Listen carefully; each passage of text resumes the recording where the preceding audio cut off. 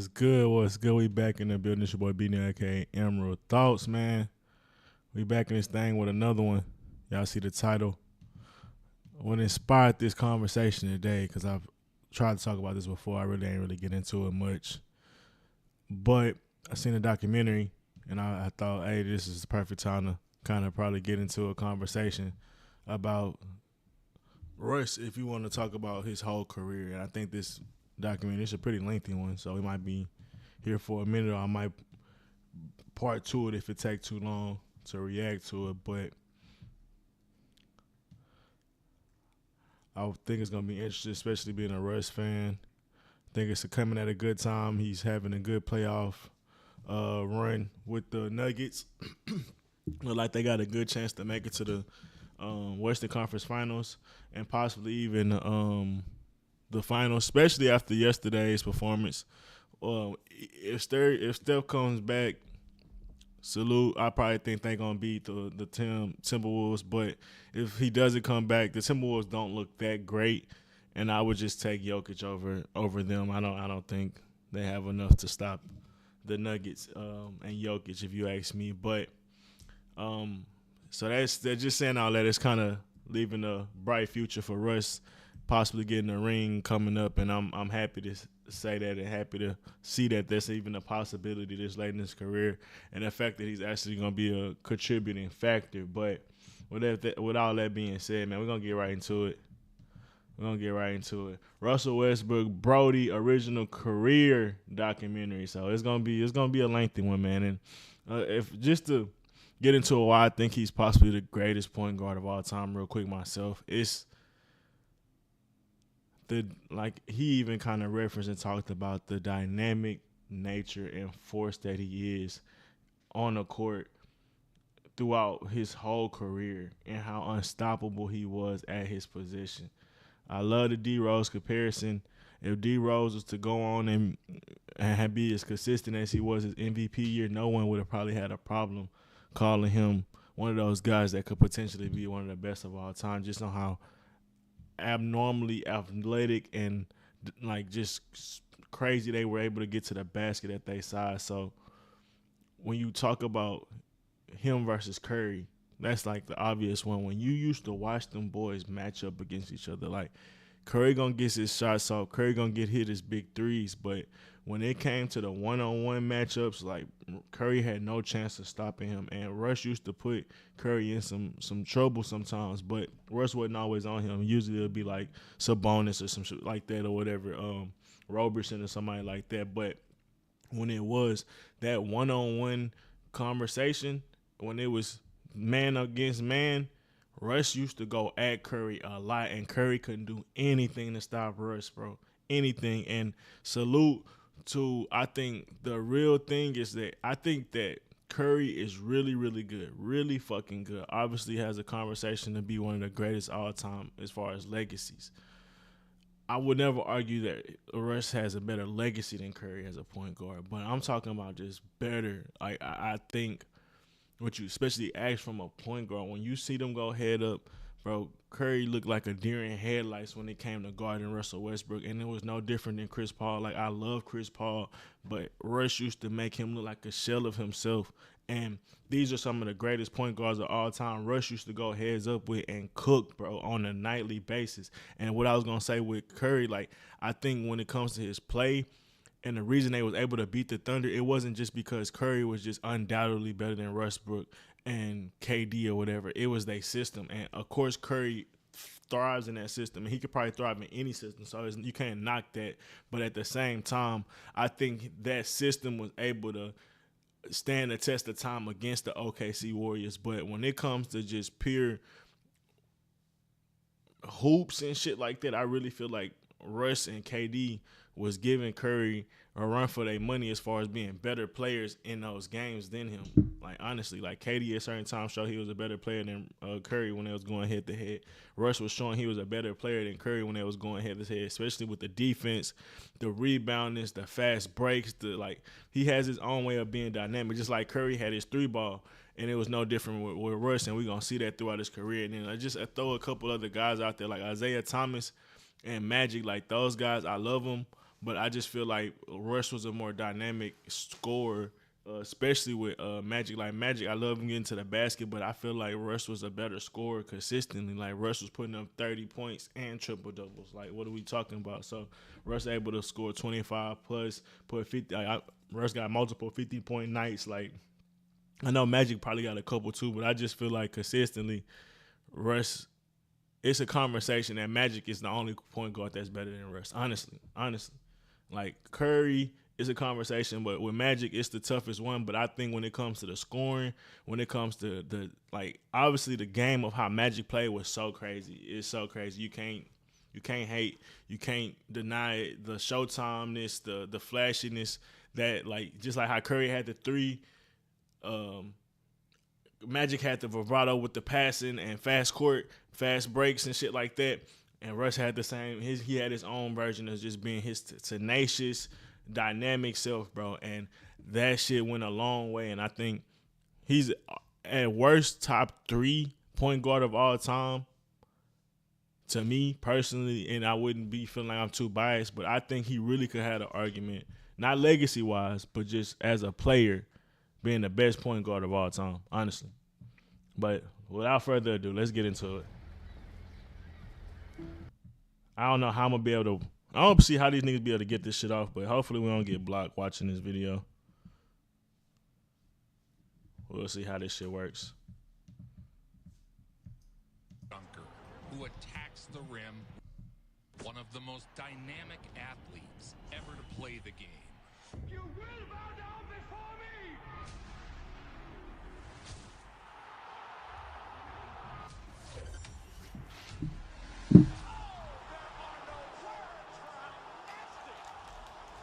Is this man not entertaining?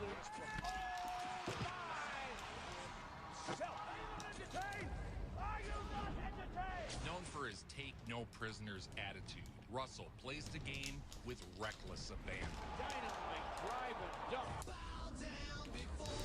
I'm telling you, boy, Curry used to look like a deer in headlights. I'm trying to tell y'all, boys. Curry just had an amazing 3-ball where it just saved him so much, bro. Like, the one thing about Curry, bro, like, his 3 balls could save a game anytime they down, bro. And that's the one thing that you can't deny. But I ain't gonna lie. Consistently, bro, them Warriors was giving them, them Thunders was giving them boys a hard time, bro. Being up 3-1, bro, we was literally a game away from a lot of shit being different. What? Bro, what are you talking about, man? An elite dunker who attacks the rim with electric anger. And Westbrook puts it down. When you look at your line in the box score, how would you grade the line? I don't give a about the line. You lost. Game 3, Scott Brooks told us everyone is fine. A fierce competitor who shows up. Bro, he used to have huge steals. Huge steals in the clutch. Tomahawk slam by Russell Westbrook, who now has 9. You're very animated in the face. A lot of memes going on around you. Yeah. You got a lot of them. Are you familiar with these memes? 5, the Thunder with another chance. Look at Russ. Nasty.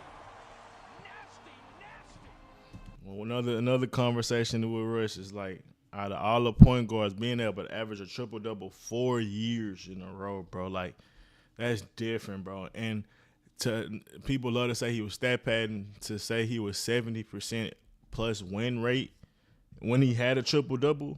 Like, what are we saying? I'm just saying, man. What is that? A funny, charming entertainer who has endeared himself to fans the world over.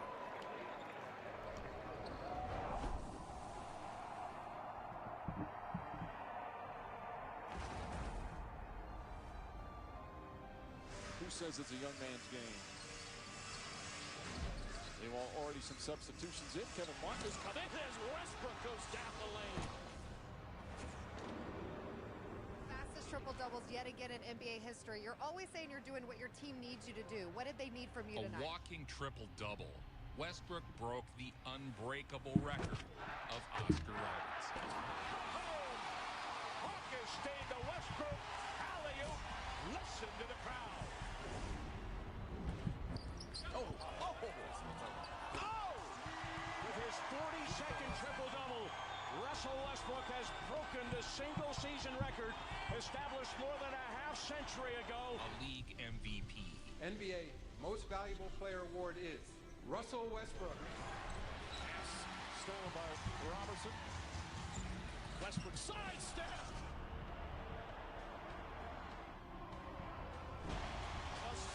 That's the thing too. I feel with you got Curry, you got Magic with the MVPs. This Isaiah, I don't know if Isaiah Thomas has an MVP. I know Oscar Robertson doesn't have an MVP. I know Jason Kidd doesn't have an MVP. CP3 MVP. Does CP3 have an MVP? I think he does. No, he doesn't. Yeah, CP3 doesn't have an MVP. Oscar Robertson doesn't have an MVP. Who did I say? Isaiah Thomas.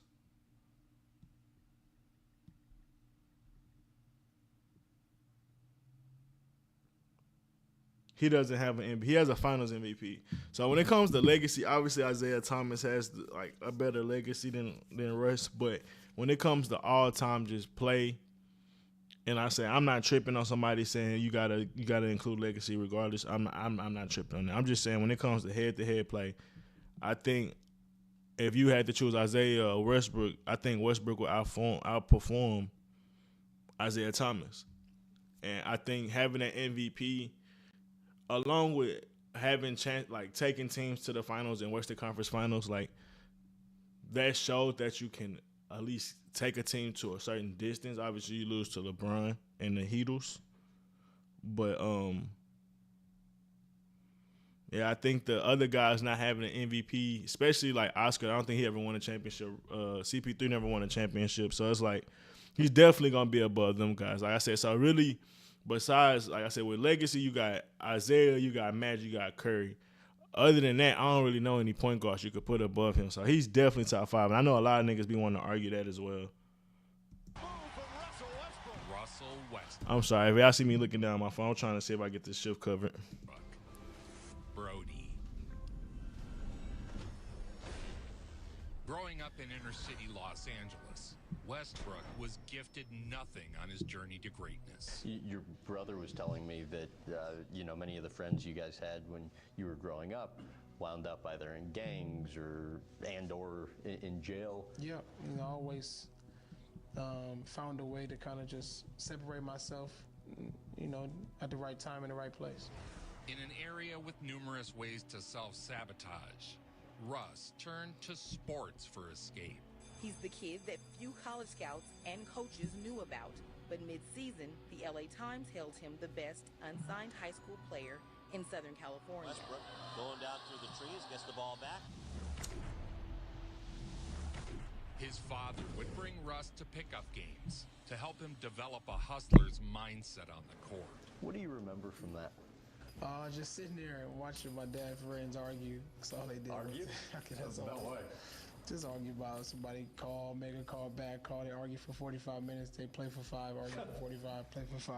Russell Westbrook burst onto the scene this season in dramatic fashion. Westbrook's all-work, no-quit mindset transformed him from an undersized guard into a legitimate prospect. Shot blocked from behind by Russell Westbrook. That's block number 12 on the season for him. The whole summer, I just kept growing and growing and growing.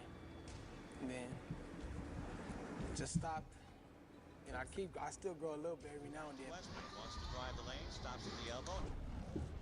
Nice follow-away jump shot. Nice jump shot by Westbrook.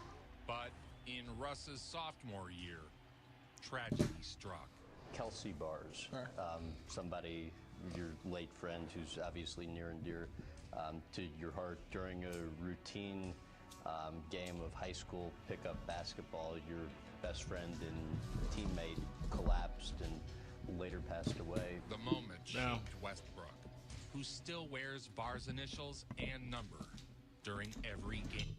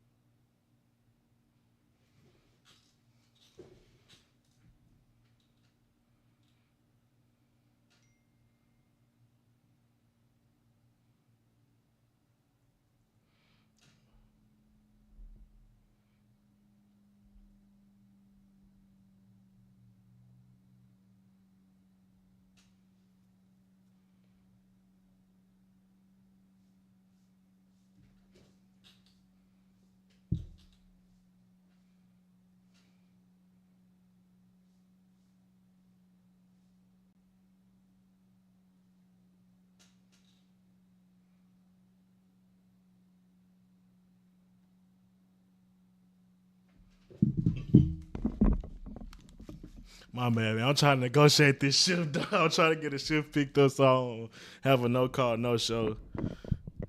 And then I'm trying to see if she want to switch it or what. I'm trying to pay for it and whatever I got to do, man. But, yeah. I didn't know that happened to Russ, man. That shit sucks because something very similar happened with KD as well. So that's very interesting to see that they was on the same team, dealt with, like, early tragedy with their friends or mentors. On you for every game that you played. By season's end, he was named the 2006 Bay League MVP and made the CIF first team. Here he comes, flying in for the slam dunk.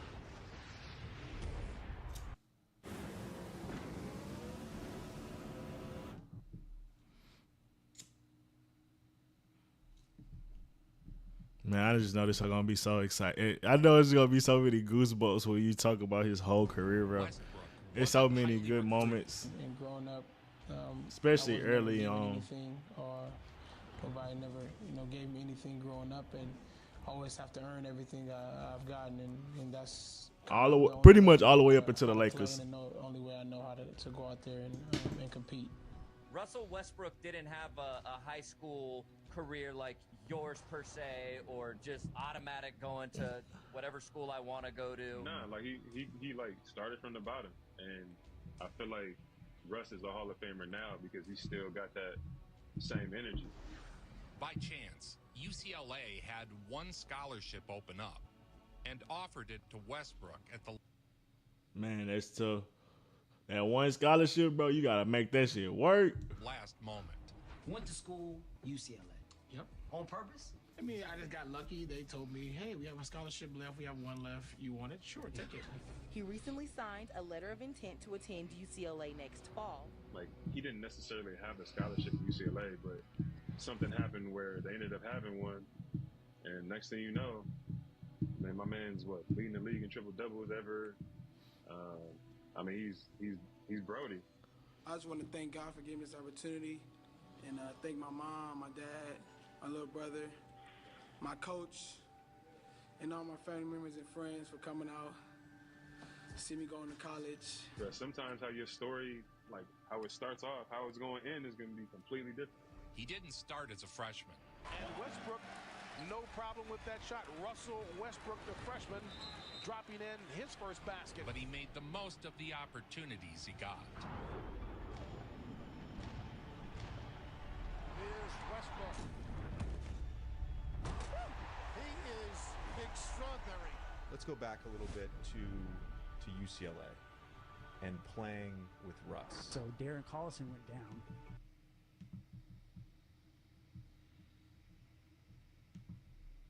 I didn't realize how big that box was.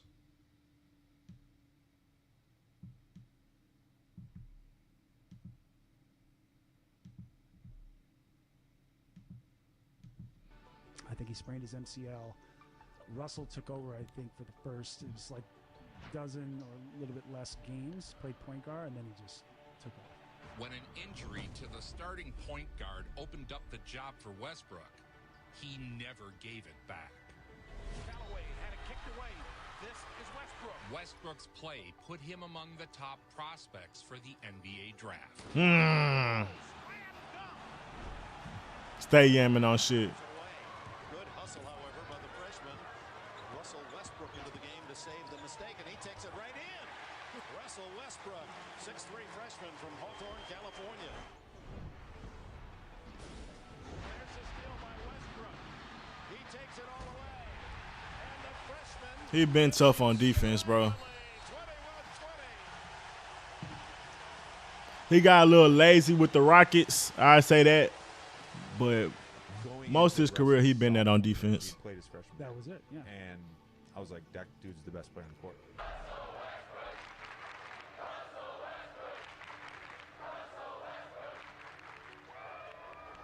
Don't turn your back, Marty Lunan. Don't turn your back right there. Gotta get that interpretation. Oh, Westbrook, what a great play. His basketball IQ was off the charts. What? His willingness to lay it all out gave him an edge over the competition. Say it ain't so. From long distance, there's a steal by Westbrook into the passing lane again. Anticipated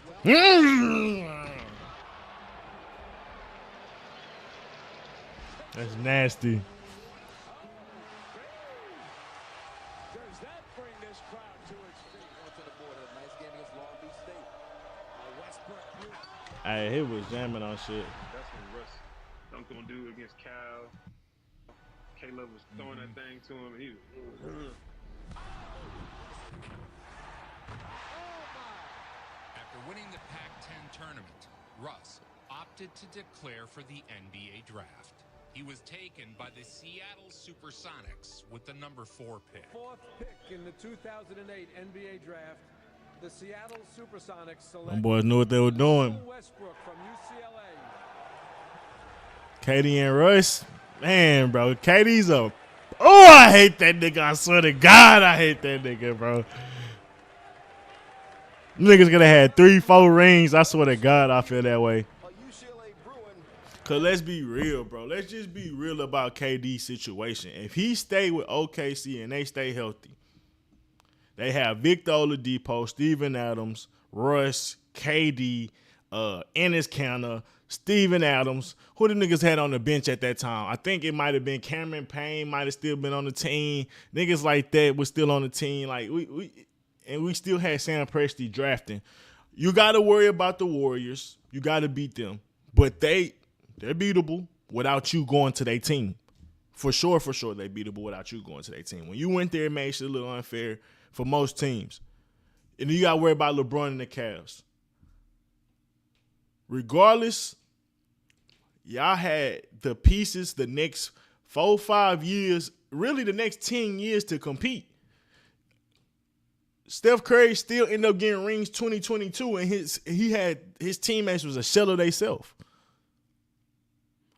KD at 2022, who knows how it would have been if he still was in OKC, as long with Russ. Like, Russ maybe don't decline as fast as far as when you talk about having to be a role player when he leaves after he leaves the Wizards. Because I think that was the Wizards was like 2021.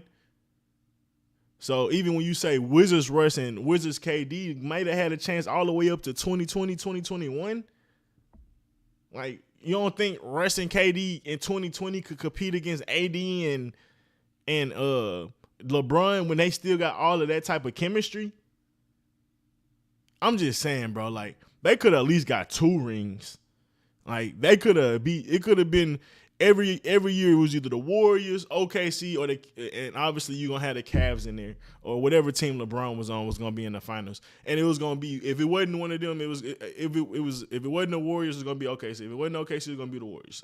And it might have been one other team throughout. But for the most part, the Warriors and OKC would have been the favorites, just looking at if the teams would have stayed somewhat the same going through. And then we see OKC still being able to build and build a whole new team within that span of Curry still competing for championships. So if KD was still on a good organization like OKC and Russ still was on that good organization that believed in him, who knows what they would have been. Like, I could see at least 2-3 championships, bro. Like, it wouldn't have been no crazy competition out there that was just unbeatable. Like, the Cavs were beatable. They went down 3-1 to that Warriors team you was up 3-1 against. So they had enough parity for you 3 teams to be able to fight and contend, and it be any given team could win. Like, no team was a solidified flavor. Like, the Cavs could have beat them one of those years. Of course, LeBron may have got 1 or 2 more rings as well. That's possibly 2 if KD don't go there. Who fucking knows? But I know for a fact KD might have got him at least 2 with Russ and what's the name? Especially considering how much Russ got better the following year. Russ went to an MVP level. He would have still went to a major level without KD leaving, because you got to understand they still blew a 3-1 lead. So Russ still would have had a chip on his shoulder to come back better. KD came back better on that Warriors team. He was shooting even more sharper on that Warriors team. He was playing better defense on that Warriors team. So even with them, they would have got better the next couple of years. Russ started being triple-double Russ. Imagine that Russ and KD together. And you still got 2. You got Steven Adams. You got Serge Ibaka. You got Victor Oladipo. Like, bro, come on. Come on, bro. Like I said, I hate KD, but He robbed my boy Russ of he robbed himself and Russ of possibly being the greatest players of all time at their position. Let's be real. KD had a chance to go get 3-4 rings on OKC Thunder because the Warriors the Warriors took their clout, bro. OKC, let's be real, was the favorite as the next up-and-coming organization to take over the league. From the drafting to the young talent that they had on their team. Warriors came in like 2 years and took that all away. But regardless, if KD stay, you still got a chance to win 3-4 rings and get up there with LeBron. You would have still been battling LeBron in the East or wherever he was at, depending on LeBron and what happened with the Cavs. But even then, LeBron and Kyrie probably stay together too, because then KD don't go to the it just a lot of shit probably stay a lot similar than all these people moving around if KD don't go to the Warriors. So even that in itself, bro, I think KD had a chance to argue that he could be the second best or best small forward of all time if he stays on OKC. Or even if he stays on the Warriors, to be honest. But two bad decisions, honestly. Like, it was horrible to go there, and it didn't do much. It didn't help his legacy a lot, but he won his championships. If he stayed there and win 3-4 more on the Warriors, he still got that argument of being the second best small forward. And he probably still can have that argument, but it would have been solidified because I think Scottie Pippen probably still would be above KD when you talk about all-time small forwards. But I don't know. It might be some other guys in there too, but I think Russ, if they win 2 or 3 rings, it's not solidified that Curry gets those 4 rings. And with the triple-double, possibly Russ still winning the MVP with KD, hey, man, both of them had a chance of being arguably the top 2 of their positions of all time if they stayed together. Kevin Durant there, he's like, thank you. Durant, the NBA Rookie of the Year this past season, welcomes Russell Westbrook into the fold. I got to ask you, heard the coach, Jeff Van Gundy. He knows what he's talking about. He says if Russell Westbrook is not a natural point guard, what are you going to do in certain situations with Kevin Durant and those guys? How do you answer that question? What are you, Russell Westbrook? I'm a point guard. I'm going to try my best and go out and, do what I can for the team and try to help them any way I can. In my opinion, at the point guard position, he's the best defensive guard. You said it. You hear him say it any way he can. Defensively, really change a game on both ends of the floor. Take us back 2 years. What kind of prospect were you known as in, media circles? And nobody knew who I was. That summer, the Seattle Supersonics moved their team to Oklahoma and became the OKC Thunder. In short, the guy who runs Starbucks sold the Sonics to some guys who weren't from here. And when they didn't get a new gym with restaurants and Wi-Fi and all that other fancy stuff new gyms come with, they left. The NBA will be in Oklahoma City next season playing their game. So, after 41 years of basketball in Seattle, the Sonics are packing up the trucks and heading to Oklahoma City.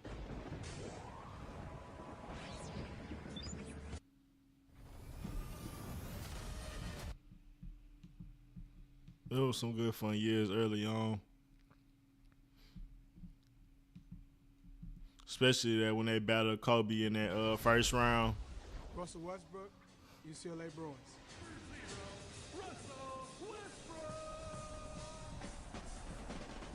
Joining the previous season's Rookie of the Year, Kevin Durant, the Thunder appeared to be building a future powerhouse. The laser boy and kick it back out. Glass home. Russell Westbrook. Okay, short end on the scoreboard, but long on so much else as the Thunder makes its NBA debut. While the season would be a struggle, young Westbrook and Durant appeared poised to become an all-time duo. Kevin Durant and the Thunder taking on the high-scoring Warriors. Second quarter, here's all-time duo, right? That's why I say I'm mad at KD. What are some other all-time duos and what were they able to do? You got obviously Kobe and Shaq, Kareem and Magic, Scottie and Jordan, and then maybe like Larry and McHale, And then you go into some of the ones that got lesser not as many rings together. You got LeBron and D Wade. You got LeBron and Curry, LeBron and AD, Clay and Steph. All of those all-time duos got rings. So I'm like, what's some all-time duos that don't? Maybe Penny and Shaq. What's some other all-time duos that don't have a ring? I mean, yeah, Clyde and Akeem got one. I'm trying to think of some other all-time duos. I mean, Gary Payton and Sean Kemp. What's some other all-time duos that didn't get it done? It like most of the time I think of all-time duos. So say you got two top 30 or top 40 guys all time, or let's just say even top 10 players at their position all time. I think Russ at worst he's a top 10 point guard of all time. I think KD at worst he a top 5, top 7 point guard. I mean small forward of all time. With that being said, we don't think they would have been able to get at least 2 rings. Just looking at all them people I said, most of them was able to get 1 or 2 rings together and had the chance to get at least 2 to 3. Like most of all those all-time teams. Even with the Magic and Penny, like they had 2 chances to get a ring? They had the chance when they lost to the Rockets, and then they had that chance when Jordan came back and he got them up out of there. Something like that. I can't remember exactly what it was, but they had some years where they were favored to be there, and I think they made it to whether the conference finals or whatever it is. I'm not really sure about the Magic. And then same with like Sean Kemp, they had at least 1 year, and I think Russ and KD is a better comp than Sean Kemp and Gary Payton. I think Russ and KD is a better comp than Shaq and Penny, respectfully. Like, I love Shaq and Penny, but or maybe it's just Penny injuries. But I think on average, because Shaq was just so great. He can almost carry, and you just have Penny being average. Like, it's like you would take that duo. But I just think I'd take Russ over Penny if you ask me. Russell Westbrook. There it is. Off the backboard to Westbrook.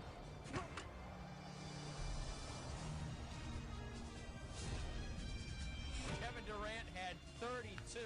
Both players were driven to be the best, working tirelessly to live up to their potential. Get it stolen. Kyle Weaver. That's into Sefolosha. There. Westbrook with a ferocious dunk. Westbrook, as we saw here, he was twice the Western Conference Rookie Player of the Month. That was December and February. Only rookie, amazingly, this season to have a triple-double. During his rookie year. Oklahoma City's Russell Westbrook is on the first-team NBA All-Rookie team. The league made that announcement today. Westbrook became the 3rd player from this franchise picked first-team All-Rookie, joining teammates Kevin Durant and Jeff Green, who made that selection just last year. Florida off week on another Miami Heat NBA adventure. The Heat and the Thunder of Oklahoma City. Should alive for Wade, but it's stolen by Green ahead for Westbrook, and that didn't turn. Russell Westbrook, the former UCLA Bruin, having the best night of his rookie season with 22 points. Russell Westbrook in the middle of a lot of good things for this young Thunder team. He had 2 things, lots of playing time and lots of talent, but it's no surprise to see Westbrook among the best 5. Watch out. Oh, my goodness. Wilkins. That's a big win. Kerry's last basket will make it a 9-point margin. Westbrook was selected to the NBA All-Rookie First Team. He averaged 15 points a game with 5 assists. For the Thunder and the Heat, Brian Davis and Grant Long with the call.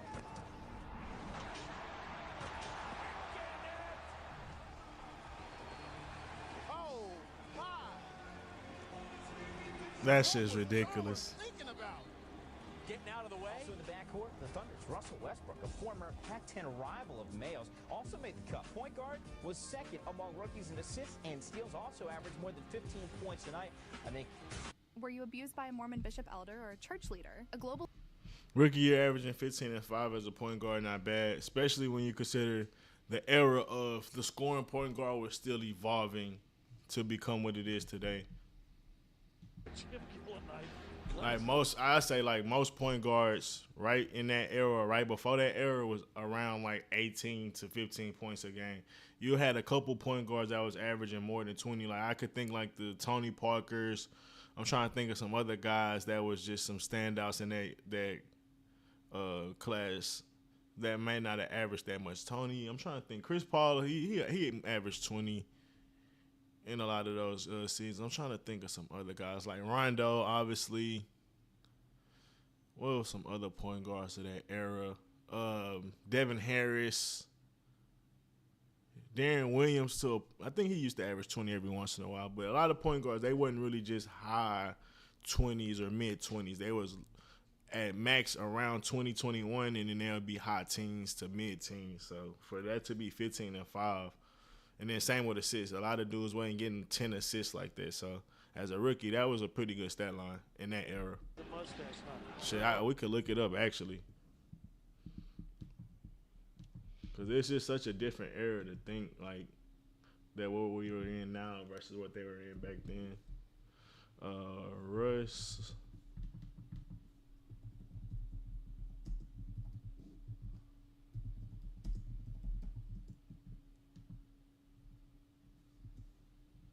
(2008).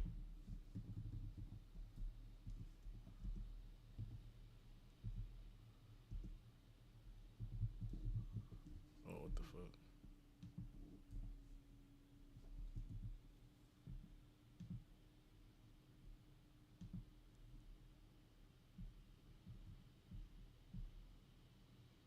Let's see. They don't just do point guards. So Devin Harris, what was he? 14 points a game. Steve Nash, 16 and 11.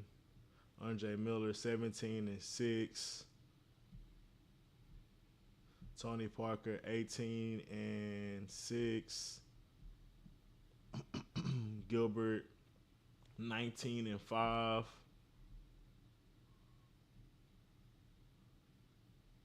Like the highest guys, that's the top 25 was barely even 20 points a game. Chris Paul was 21 and 11 looked like. And he looked like he was the highest point guard as far as scoring. Brandon Davis, 22 and 7 looked like. But yeah, most point guards wasn't really high in scoring like that. Oh, here go Chauncey and Mo Williams. That's two guys right there. Both 17 points a game, around 6 assists. So for a rookie, like I said, Russ for being at 15, like that's underrated. That around in that era. Any other point guards? Nate Robinson, he was getting 26 points in 26 minutes a game. He was at 12 and 3. TJ Ford, he might have been coming off the bench. But yeah, all these guys. Derek Fisher with 11.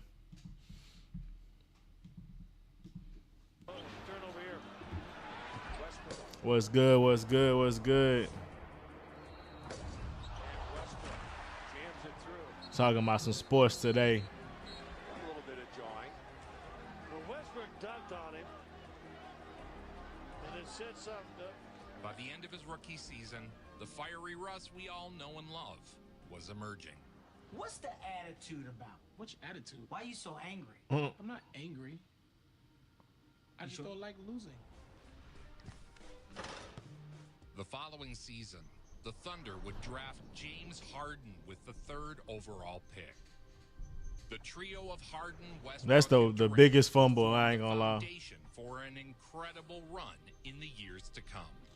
When he goes that hard, he has one thing in his mind: dunk the basketball above the rim, play above the rim. Westbrook. Body. He won't get that one. He will not get that one.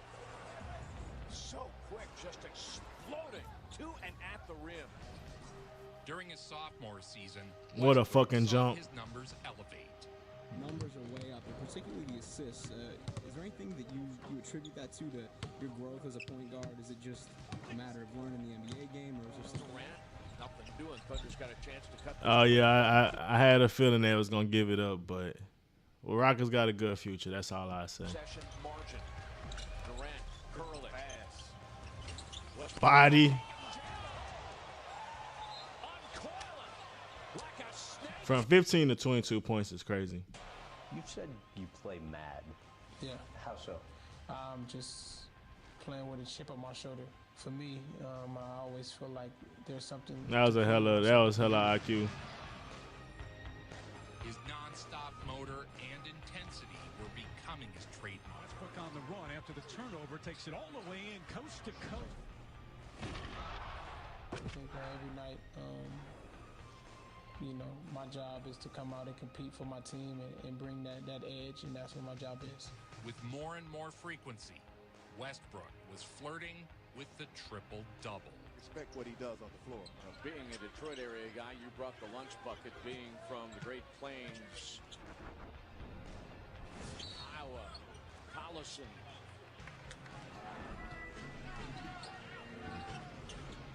Durant just inside the free-throw line. Westbrook. Don't turn your.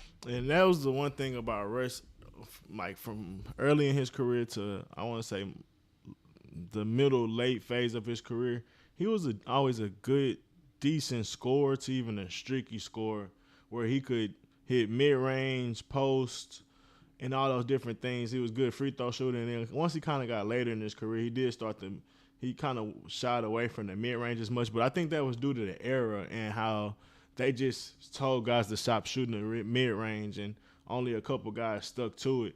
And I think that kind of affected Russ a little bit as well, how the era kind of changed from the scoring point guard to the three-point shooting this guard or player in general. Everybody got to be a three-point shooter.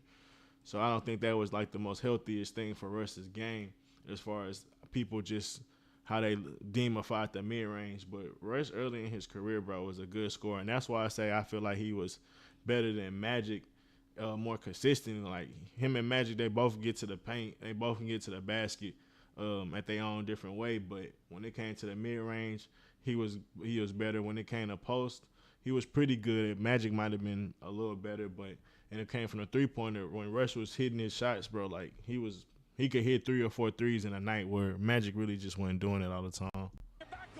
He's got the double-double, by the way, 18 points and 10 assists, and that's the triple-double for Westbrook. Westbrook has his triple-double, the second of his career as he sneaks in, fielding the air ball, and he's getting a little bit of love down there on the baseline from Kevin Durant. He and Durant were quickly becoming must-see TV. And picked up by Kevin Durant, a 2-on-1, a 3-on-1.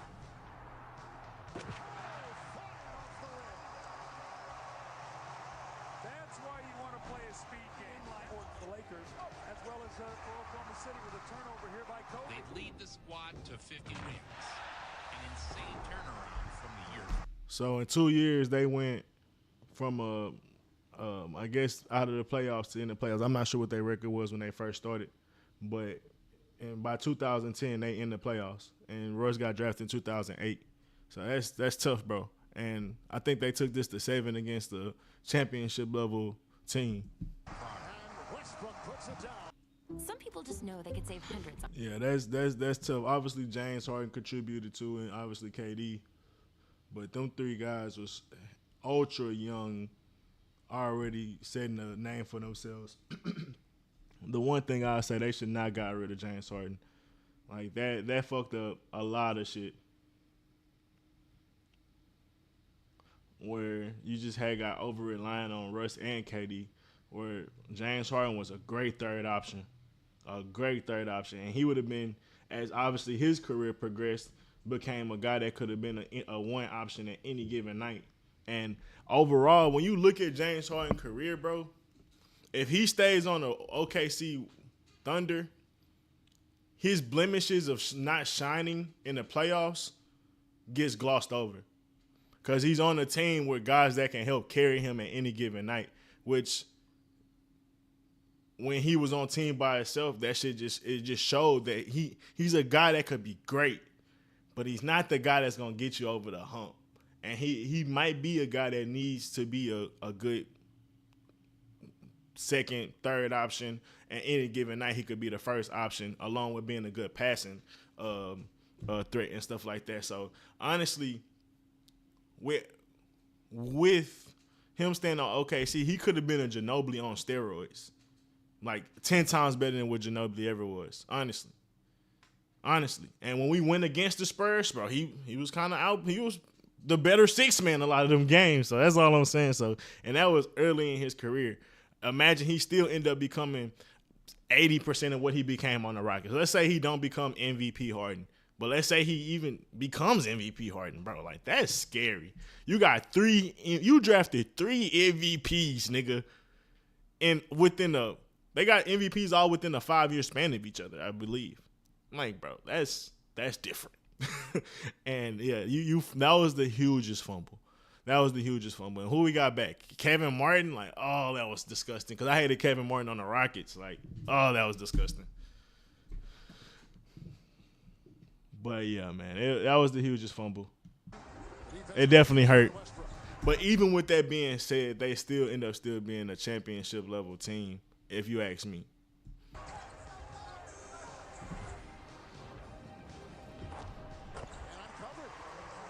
In the playoffs, they'd face off against the defending champion Lakers. Westbrook for 3.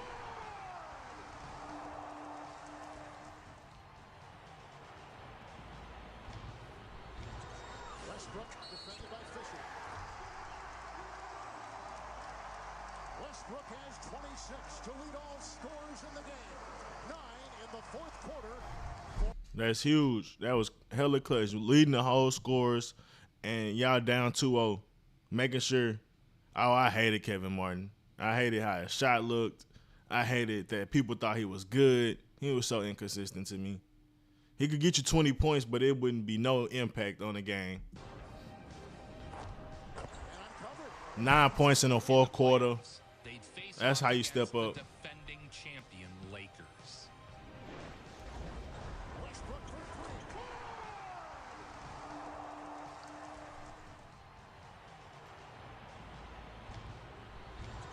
Westbrook defended by Fisher. Westbrook has 26 to lead all scorers in the game. 9 in the fourth quarter for Russell Westbrook. This young kid is so explosive. Though they'd fallen 6 to LA, OKC had shown a glimpse of what their young core could become moving forward. And that was in 2010, right? So that was the championship year for the Lakers. And you took them to 6 as a young team. The Lakers won a championship that year. That summer, Russ would play with Team USA. Westbrook, Russell, how you doing? I'm doing all right. Just second day of USA practice. Just trying to come out and be ready to compete. So. At that time, at the top of the key, the young guard could not guard Billups' strength. Westbrook the steal.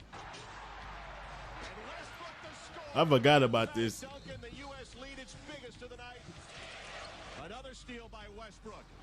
And another dunk as Russell Westbrook. After winning the gold with Team USA, Russ and Durant looked to elevate OKC to the next level. The fact they had Jeff Green instead of James Harden.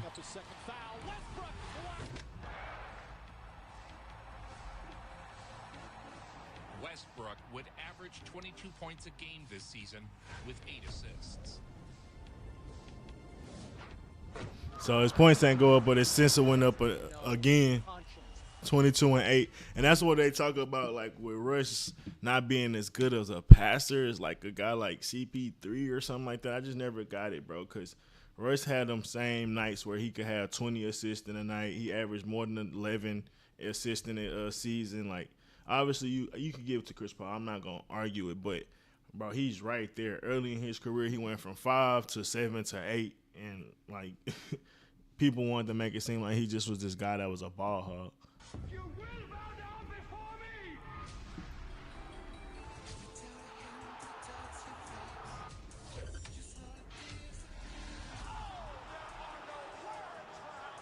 That was sick.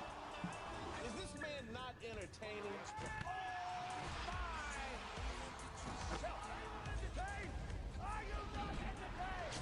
I did not know he had that, not quite that in the arsenal. Dynamite drive and dunk. Bow down before the one you serve. Cocking the hammer and pulling the nastiest of triggers.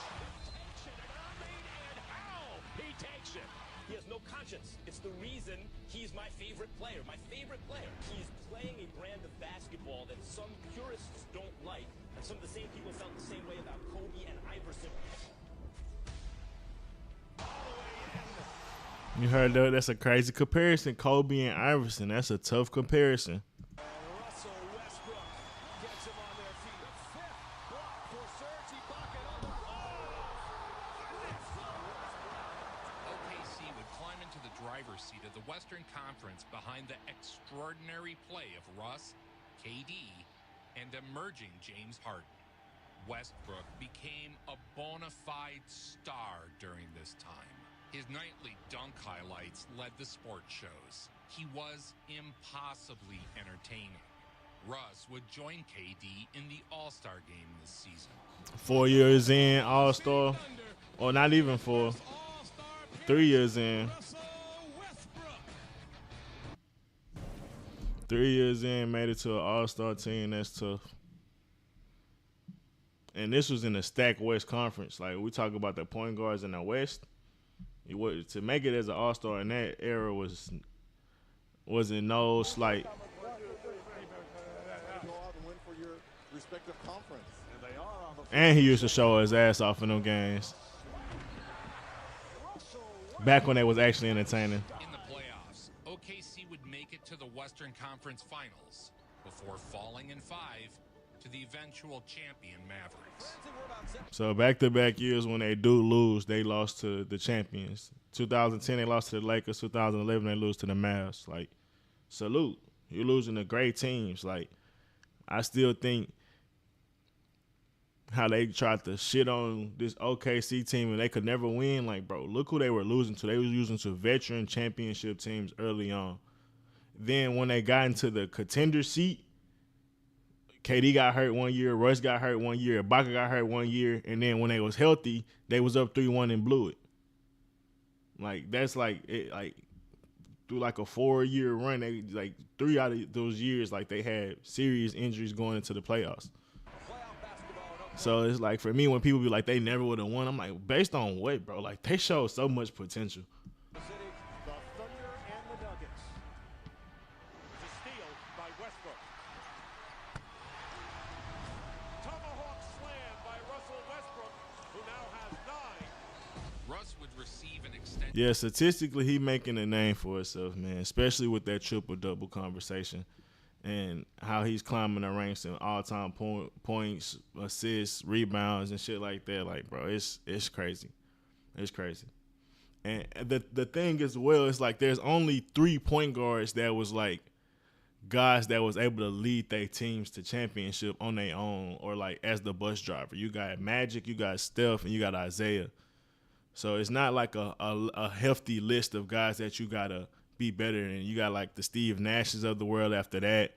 You got, obviously, your CP3s, the Rondos. I guess you count Penny as a point guard. But it's guys that you can compete with on a legacy level. So when you look at legacy, he already close to top 5. Then you start throwing the statistics in there. It's like it's tough because Magic played with Kareem, all-time great. It's like, of course you're going to get 5 rings. Salute. Isaiah, you start to shit on Isaiah 2 rings, bro. He went against the greats and got his doing. So salute to Isaiah as far as the legacy conversation. But statistically wise, I still might take Russ. I'm sorry, bro. I'm sorry, bro. Next season, as OKC look to have the best season in franchise history. Odom looking for our test. Posting up Durant. Lost the ball. Come here, Kobe. As the young dynamic point guard goes up the floor, even he was going, woo! That Oh yeah, nah. Steph. I don't know if I ain't mentioned Steph. Steph definitely in that conversation. Steph is arguably the best point guard of all time, legacy and statistics. But the thing with Steph is like he damn near a shooting guard. So if you what makes Steph so great is his shooting ability. But outside of that, he's good for assists. He's good for rebounds and he's good on defense. But he's almost average at those other things versus like, and his shooting is off the goddamn chart. So when you talk about actual point guard play, I feel like Russ maxed out a lot of those conversations, and he got his own way of scoring. It's not gonna be nowhere near as elite as Steph, but it was still 30 a night at his best, and 25, 27 at his best. So it's a tough conversation. But obviously, legacy-wise, there's no conversation. Curry got 4 of them bitches, and he on another run. Sweet. If that was Carmelo Anthony, he would pat himself on the back. James Harden had come into his own and was dominating off the bench. That's a good conversation, too. Russ was able to carry teams that people thought wasn't playoff teams into the playoffs that year after KD left. Is Steph doing that? I don't know, man. Even with the Wizards, he took them to the playoffs, and they ain't expected to make the playoffs. They were like 15 games out of the playoffs, and they still made it. So I don't know. It's a good conversation. It's a hypothetical, so it's hard to just shit on Steph in that conversation. But it is interesting without having Klay Thompson and stuff like that. How good is he versus Russ? But it's a good conversation with Russ too, because Russ still has played with some all-time greats as well. So it's a good conversation. As Brown goes up and tries to stop Harden and cannot. There's James Harden. There he is. 6th Man of the Year award. You know what's really cool about the 6-man trophies? They put a beard on. And the sample size without Russ playing with other superstars it's not as like, because he had the year or whatever without KD. He still had Victor, which ended up being a guy. And then after that, you end up getting PG. So it's like you only had really like 1 year sample size showing that he could carry a team to the playoffs by himself. Or 2 years. And then you got the year with the Wizards or whatever, where he's kind of the main guy pretty much. And then, you got the Rockets. They went to the playoffs, but they got James Harden. So, and then with Curry, he ain't make the playoffs the years where, like, Klay and shit was hurt and KD was hurt or whatever year, however that shit happened after they lost to the Raptors. But, it's just small sample size as well with Curry when he wasn't playing with all-time great dudes as well.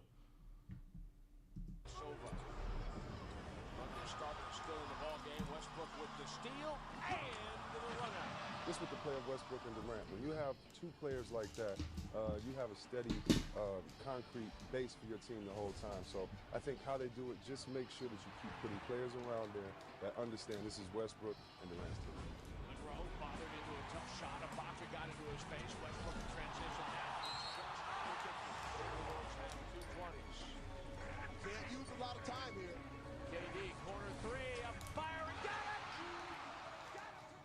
Harden would win the NBA's 6th Man of the Year, and OKC looked as young and talented as any team had ever been.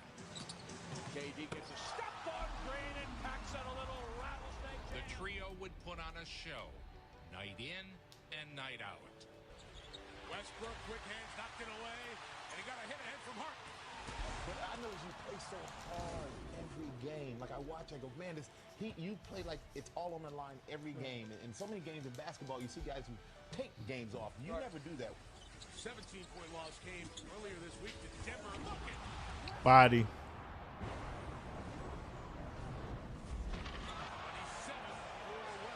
You just got upset, man. The thing about you when you get upset, you're very animated in the face. A lot of memes going. The fact that he caught so many bodies at 6'3", 6'4", bro. He caught as many bodies as a nigga like Vince, bro. I'm sorry, like he damn near an all-time dunker, bro, and he only 6'4", bro. Like how many other all-time dunkers came from the point guard position? I don't know. Like it ain't too many. Russ or D Rose, I'm taking Russ. I ain't gonna lie. If D Rose was able to be more consistent, I respect it. But D Rose never got to the level that Russ got to. Like D Rose MVP year, what was like? What do you average? Like 22 points a game.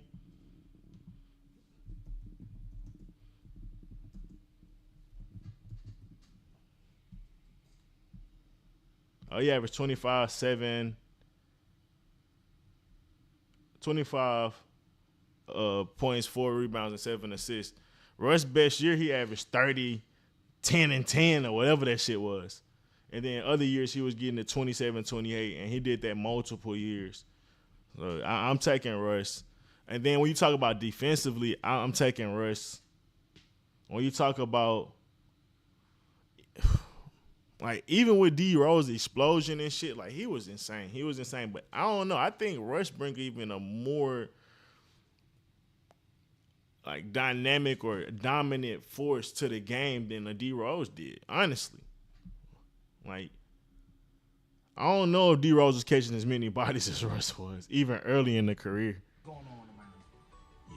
You got a lot of them. Are you familiar with these memes? They say exactly. He's just the generation guy, but don't get criticized as much. Honestly, think Russ better than Magic, better than AI.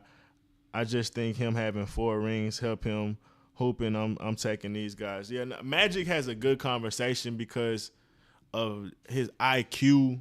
He had defense, he had the passing, and he could score and get to the basket. He just didn't have no mid range and no. He ain't have no pull up game like that to me. So I wonder how that'll look if you wasn't playing with Kareem your whole career.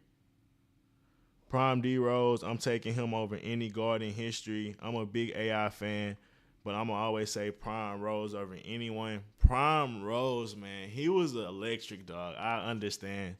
Prime Rose was obviously an MVP, the youngest rookie. I mean, the youngest guy to ever win MVP. I think he won the second or third year. Like, that's insane in itself. But Rose got robbed. So it's an unfair conversation to have. Like, if I'm going to use Russ, I'm going to use the consistency. I'm going to use the longevity. I'm going to use the triple doubles. And who knows what D Rose could have became if you already doing 25 and 7 in your third year. Russ was doing 22 and Russ second and third year, he was doing 22 and 7 and 22 and 8. So he was only 3 points off from D Rose, even on his MVP year. Does he still pass D Rose if D Rose stay healthy? That's a good conversation because D Rose probably could elevate another 3 points.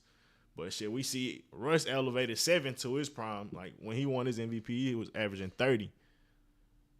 Like that's tough, man.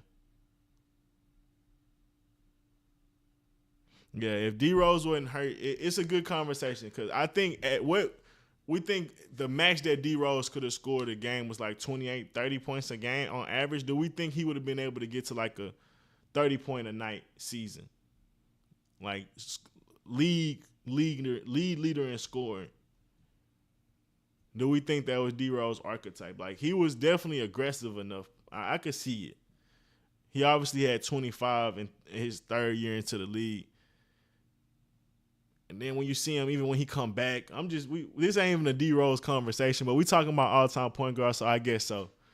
When you see him come back and the game winners he was hitting, you see he start to have a 3-ball late in his career. So he would have developed his game, I feel like, if he was able to still be the main guy. But it would have been a good argument both ways. They both would have had an MVP. Do we think D Rose would have won another MVP? Do we think D Rose would have got a championship if he stays healthy? That's a good conversation. Because Russ got 1 MVP and he has no championships. Do we think D Rose could have squeaked one out coming out of the East one of those years against LeBron if he stays healthy? Who knows? If he gets past LeBron, can he beat the teams coming out of the West? Who knows? That'd have been tough. But at the same time, him being able to carry a team could a Russ carry a team in it? Could I see Russ carrying a team in the East like D Rose did with the Bulls? Like, that's an interesting question because D Rose ain't have no KD on his team.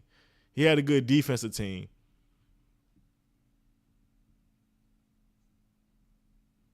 So it's interesting. It's interesting. Both great PGs, but with Steph, it's sort of like Tim Duncan drafted to a great organization, played in a great system. And he maxed that system out. I don't want to hate on Steph. He maxed that system out. But he was definitely fortunate. And even then, he still beat them, bro. He beat Russ and KD straight up, dog. He straight up, man. They had their chance, bro. And they both fumbled the bag. And I love them boys to death, but they fumbled the bag. They had their chance to get them boys out of here. And history is history. But what do you think between Russ? I ain't gonna lie, I hate KD still to this day. So I think they don't have the same animosity towards each other. I think it's on court. They're going to always have smoke. But as far as relationship, I think they cordial. I don't think they like buddies, though. Because I think what KD did was ultimately just some snake shit. And Russ had to overcome a lot of shit when KD left. A lot of scrutiny, a lot of shame, a lot of shit, bro. That if Russ wasn't the type of guy he was, a lot of dudes would have folded to that pressure. But he overcame it, so it is what it is. But, yeah, I could see how a guy like that really would never want to be friends, even though they had a long-term relationship. Especially, like, with, bro, I believe when y'all on the same team, bro, it's like y'all go to war against other teams. So to go join another team y'all went to war with, like, that shit weird. It's traitor behavior. And not only it make me look bad too when you leave, nah, fuck that. What is that? What do those mean? This was like after they call a foul on you, and you look at the ref, you go. Two-time NBA All-Star from the Oklahoma City Thunder, Russell Westbrook. But now within 3 after trailing by as many as 21. Westbrook. OKC had one of the most talented rosters. Who a better dunker, D Rose or Russ? I'm taking Russ. Greatest point guard ever. Okay, that's a couple people that said it. Take away the rings. Do you think Steph is a better player than Russ or Kyrie? I think he's a better player than Kyrie. I think Steph Curry is a better player than Kyrie. I'm sorry. Better than Russ, it's a conversation when you bring in all the elements of the game. But when it comes to offense, Steph Curry is the better offensive player. No doubt about it, bro. It's no way. His three-point ball trumps everything. I'm sorry, bro. Like, it's a checkmate to most games where I will say this. I don't know, because it is times where Steph would get cold and defenses would get aggressive with him, and he wouldn't be the greatest. That's why they say he was having some playoff kind of – he wasn't the same Steph when he plays in the playoff because the defense kind of got a little different. Versus with like a guy like Russ in the playoffs, his size and stuff like that, he wasn't really limited by like defenses in a sense, like as far as being physical with him. Kyrie, similar, like you can't really get aggressive with Kyrie because he could just get out of any situation. So I would argue it's like in certain elements or aspects that Kyrie and Russ could be better than him on offense when you look at all the different aspects of the game and how teams may approach you. Because you just look at how he played against the Rockets recently, like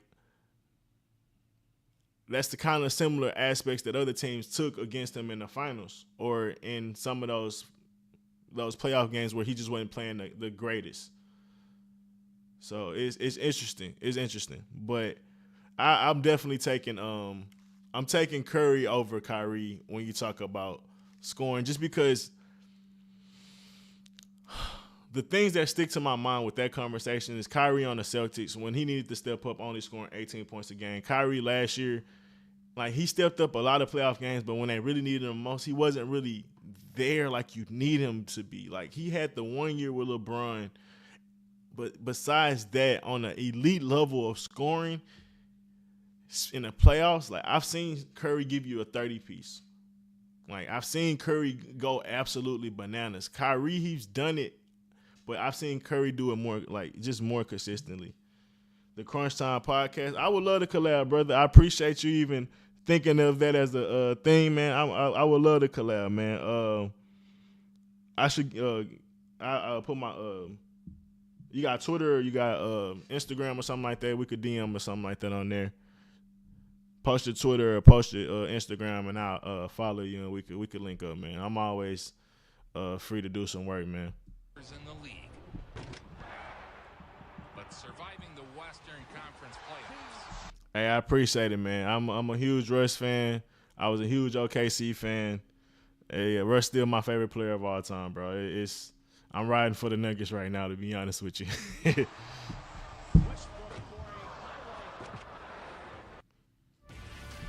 But at the same time, I could be honest about my guy, bro. I know he got some of the flaws late in the fourth quarter and stuff like that, and that's been a reason why they came short a couple times. But I never looked at any of those seasons where it was always Russ' fault, bro. I feel like the whole team could have played better in certain clutch time moments, especially KD too. So I just felt like the whole team had chances to get better, and they was gonna get over that hump eventually. But KD took the easy way out, man. Bryant.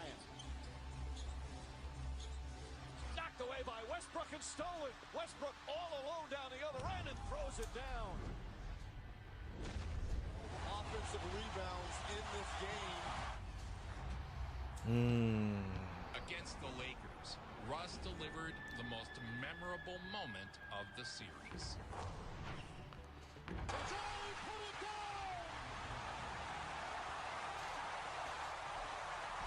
What make Curry better than AI is a crazy conversation, because AI was phenomenal for the size, his handles.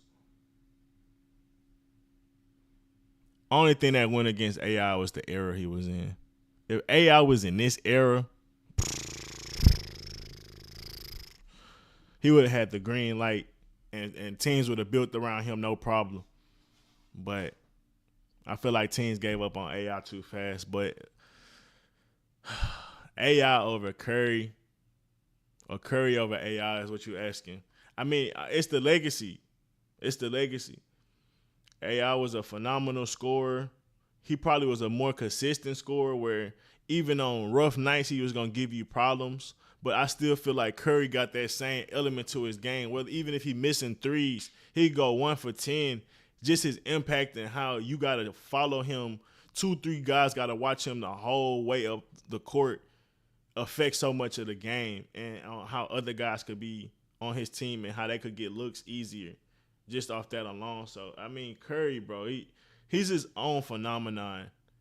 He's his own phenomenon. And the three-point game, he's the only guy to do it like that, bro.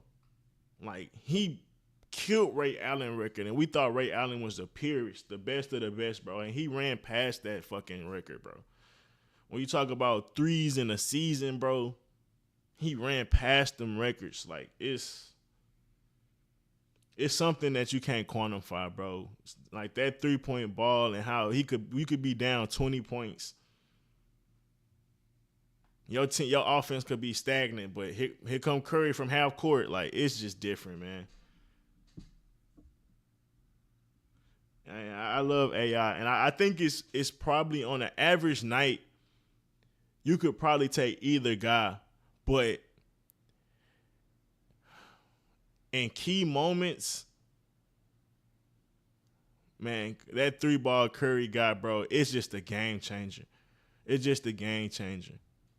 Like, it put him in the conversations with guys that if he didn't have that 3-ball, he'll never be in the conversation with. That's just being honest. Like, he got a good midi, he got a great layup package, and he got a good handles. So he's a he's a balanced player on offense, but the three ball is what sets him apart, where he could be on the level of a LeBron or a level of KD or guys that you feel like was all-time great scorers. Jordan, like it's just far as like impact on the game. Let me see.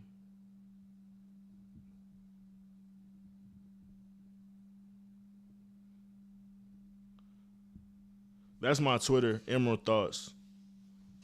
You should be able to find me on Twitter. I hear you watching Curry get stopped by the young Rockets on defense. That's not happening with AI in the 2000 era. I don't see. Yeah, that's the thing. I agree when it comes to certain defenses, but at the same time, let's say you got a defense that is able to keep up with an AI.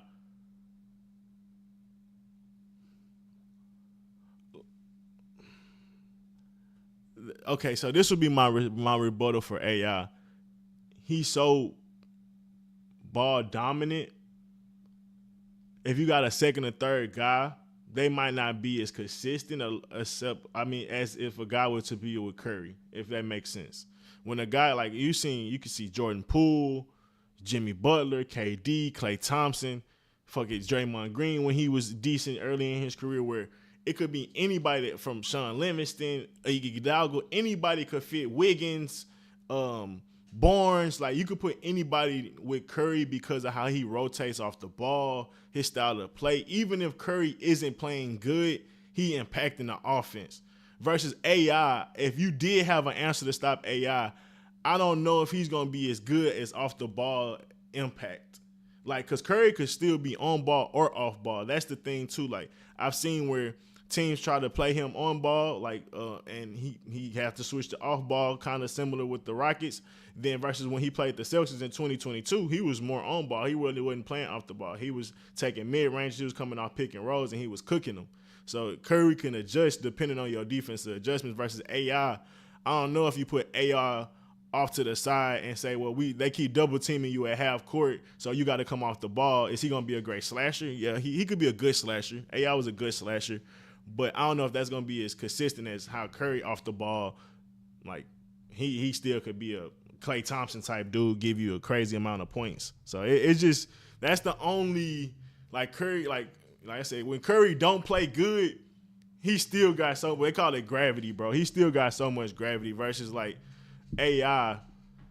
He has a gravity on ball, but off ball, I don't know if it's necessarily the same. But AI also never really got to play with another guy in his prime, like that was consistent offensively like that. So that's also not fair. AI, maybe he could be better off the ball. Maybe AI could have been a great one or two guy, depending on whatever night it needed to be. He just never got that guy. Most of the time the time he went to the finals, it was all defense and him. So he had to average 30 plus or whatever a night. So it might not be fair to AI because he never really just got that guy until he got with Melo, and then like it was so much going on with AI at that point where people were saying he should come off the bench and stuff. So that was so much later in his career. So it's an interesting conversation. It's an interesting conversation.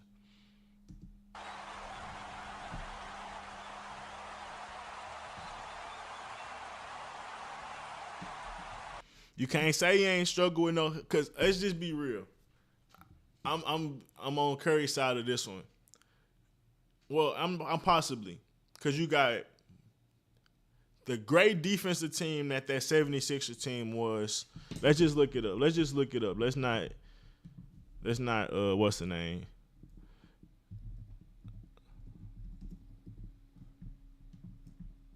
Was that 2000?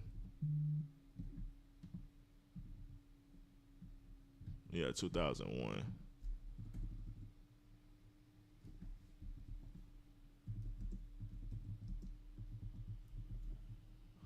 Because I want to compare this roster to Steph's 2022 roster.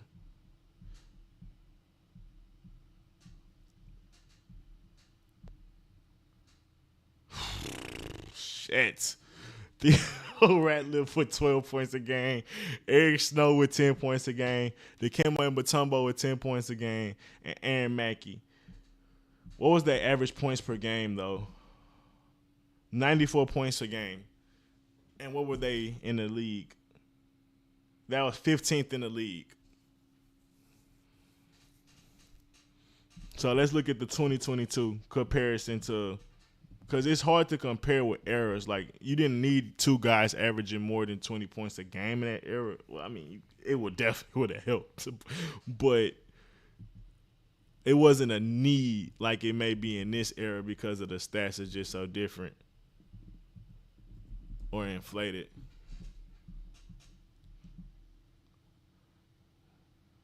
So they were 15th in the league as well, as far as points per game. And then you go to opponents. So they was about, this is the on par average as far as where they ranked as far as points per game. They was about 15. Defense, the Sixers was at 5th, at 5, and then the Warriors at 3. Offensive rating, the Warriors was at 17, and the defense was at, did I say first? Damn, the defense was at first that year. And then you go to the offensive rating with the Sixers, they was at 13, and then the defensive rating at 5. So they still was, you could argue the teams was peers. The net rating was, they was 4th, and the net rating for the Warriors was 5. So it was pretty even. Let's look at the overall expected wins, 54 wins to 55 wins. The only difference is the opponents, maybe, and who they end up playing in the finals. I mean, you going against an all-time great team and Shaq and Kobe versus you going against an all-time good team and the Celtics, the young Celtics.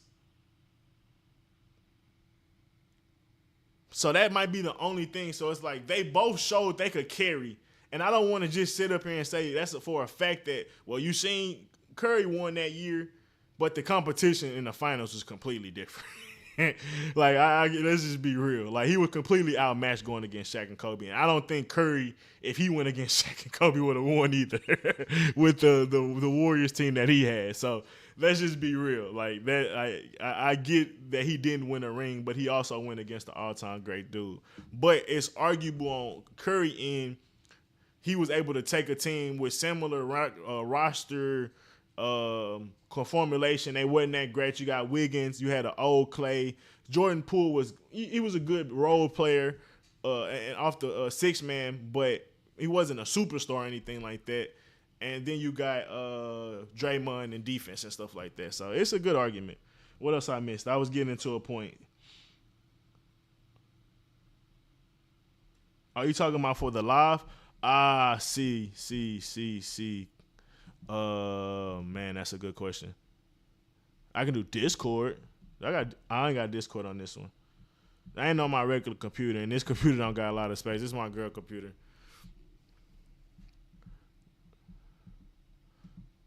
Let me see. I had to download Discord and some more shit, but I'm gonna get that. I'm gonna get that situated. We're gonna have to get live together, man. For real. Pause. That sounded crazy. Let me see. Oh, but I could do this. I'm lying. I could do Discord on the what's the name, bro. I'm an old nigga, bro. I be forgetting I could do Discord on. My boy want to pull up. We could talk, man. We could chat.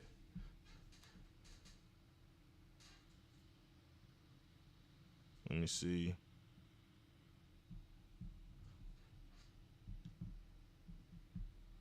I be thinking I gotta download the Discord. How the fuck you send a link? I'm gonna start a new conversation. Ooh, I don't want no server. I might have to add you as a friend, I guess. However that works.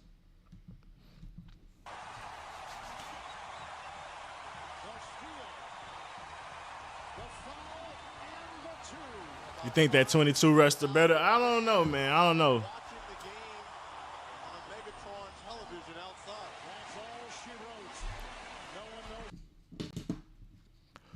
we'll finish that last point off. You say you think the roster better. Let's just look at points per game and shit like that real quick. So you got Clay averaging 20 points. You got Jordan averaging 18. You got Wiggins averaging 17.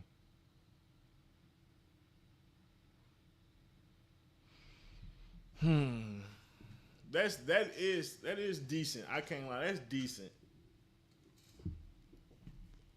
But the only thing is that it's just for this era. I don't know how inflated that is because they was only scoring how much points a game. They was only scoring 111 per game, and that still was 15th. So it wasn't that they scoring was just like he had just these elite scorers on his team compared to other teams and how they were playing in his era. That's the only thing. And it's the same with them. It's like, yeah, he was the only guy above 15, but he still had 4 guys above 10. And technically 5 guys above 10. You got Tyronn Hill at almost 10. You got Aaron Mackey. You got George Lynch at 8. You got Dikembe at 10. You got Snow at 10. You got Theo Ratliff at 12. So at that era, like that's a lot of good role players on the team. And I see why you say Brandon Maxwell. Young Rajah Bell. So it's interesting. But yeah, no, 2010s OKC was definitely a vibe. They really got robbed, but you know, I don't want to get my tinfoil hat on. Durant and Westbrook were just 22 years old. James Harden was only 22, yet they had led their squad to the NBA Finals.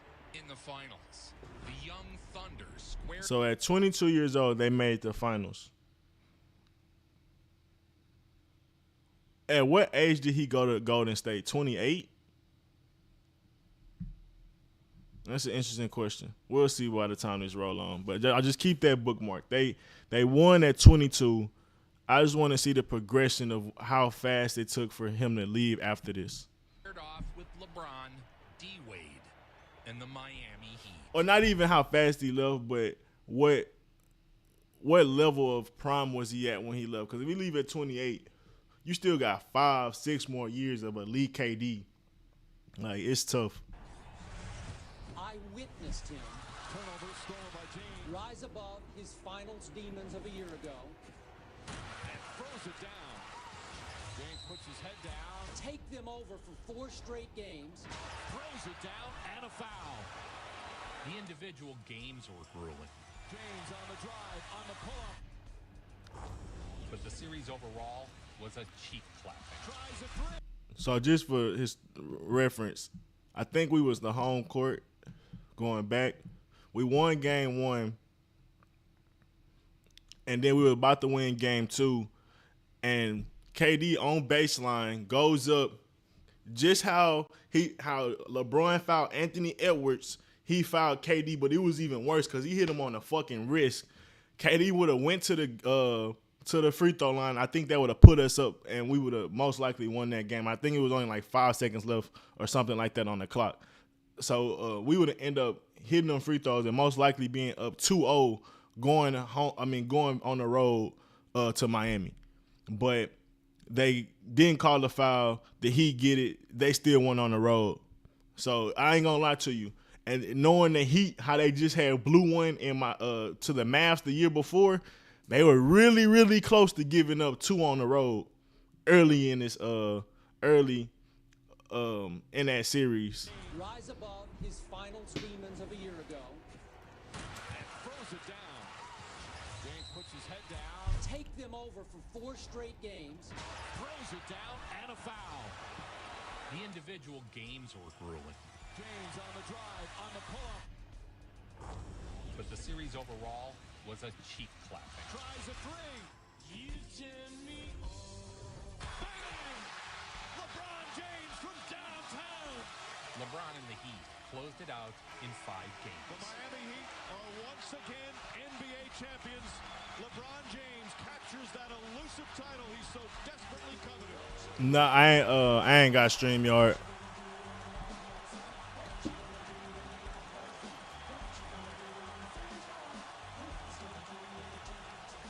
When the clock hit triple zeros, what's the first thing that ran through your mind?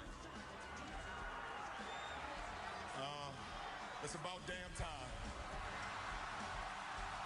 But even then, bro, you losing to the Heatles, bro. It is what it is. You just gotta live with it. It's like, once again, you lose to the Lakers.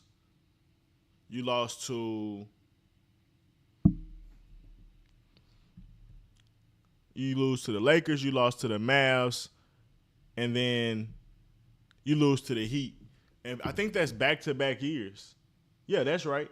That's right. So in 3 straight years, you lose to the champions. And it's tough. This is the one year you probably could have won, but at the same time, y'all were 22 years old. And the only teams you was really losing to were teams that actually proved themselves. Like, you can't. That's not really nothing to hang their head on, bro, at 22 years old. A historic win for LeBron, but a heartbreaking defeat for OKC. Who knew that was the last time we would see that? I just knew when I seen that, I was like, we're going to get it back. Them boys going to get them one. You look at you, Harden, KD. Right? Tough shit. Tough shit. Of what could have been? Definitely. You know, we made it to the finals when we were 23. I definitely know if we would have stayed together, it could have been a problem for sure. This would be the final time Durant, Westbrook, and Harden would suit up together for OKC. More than SPF. We was robbed. We was fucking robbed. We was robbed of a great team, man. Who knows what they could have been? They could have became the new Spurs, man. Got 5 of them bitches. National team. Chris Paul. From the Oklahoma City Thunder, Kevin Durant. James Harden. From the Oklahoma City Thunder, Russell Westbrook. Regardless of how long of a season I just played, I think you can't pass up an opportunity to play for your country. Just taking turns driving on various Team USA players.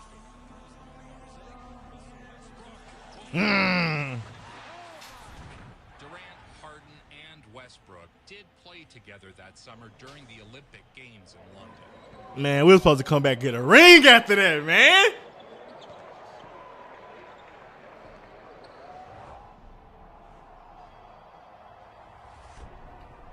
Everybody took that game to another level after that year, bro. It would have been tough. It would have been amazing to see them back together. James Harden, his first game, dropped 30 points. If we would have got that same James Harden on OKC, reinvigorated, because you got to think what people were saying about James Harden and what made him probably even come in that next season going harder, whether he would have been on the Rockets or OKC. People were saying he choked. People were saying that he was the reason that they didn't even have a chance. KD and Russ was doing decent shit, but for the most part, James Harden didn't step up to the moment. And that was shit. I mean, the early signs of people saying that James Harden, I mean, not even saying it, but I guess early signs of James Harden not being a guy to rely on in pressure situations. But even then, I think they would have been able to figure it out, because with James Harden going to a 30-point score, he was still for 10 times better than he was as a 6-man that year, the year before. And I think he would have still got tremendously better the next year, whether he would have been in that 6-man role or a starting position on the OKC Thunder. I think he still would have went to a different level, because he was showing a lot of glimpses that year. And even when we went to the finals, when we played the Spurs, he had a lot of big moments. He had that step back 3. He had the block on Ginobili. Like, he had a lot of big moments, but when it came to the finals, he just kind of fell a little short. But even throughout that season, he wasn't as consistent as he would have been that next year, whether I think he was, like I said, on the bench or on the Rockets. I think he was going to take a leap regardless of whatever team he was on. Like, and that would have just been amazing to fucking see on OKC. But The one fumble that Sam Presti got a hold is losing James Harden for sure.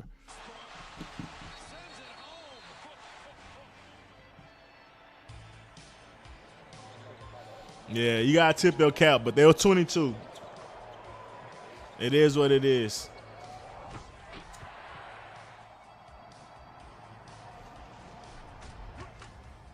In my opinion, I think when you're able to have the three letters USA across your chest, it means a lot more than you.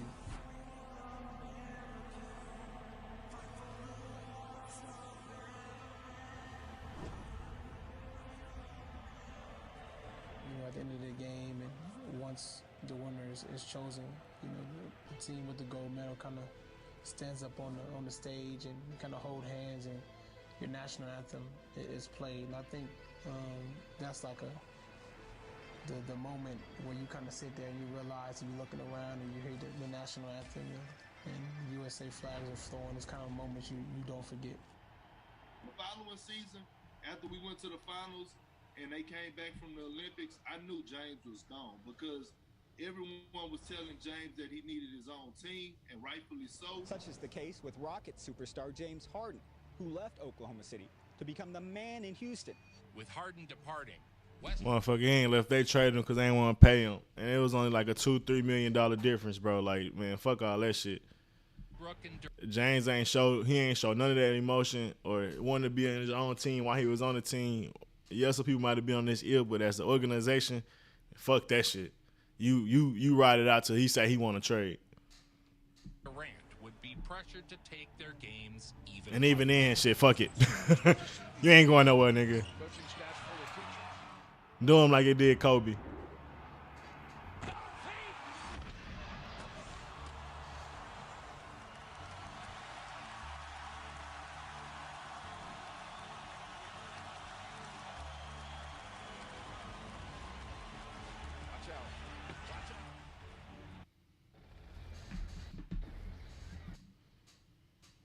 So this the year after the championship.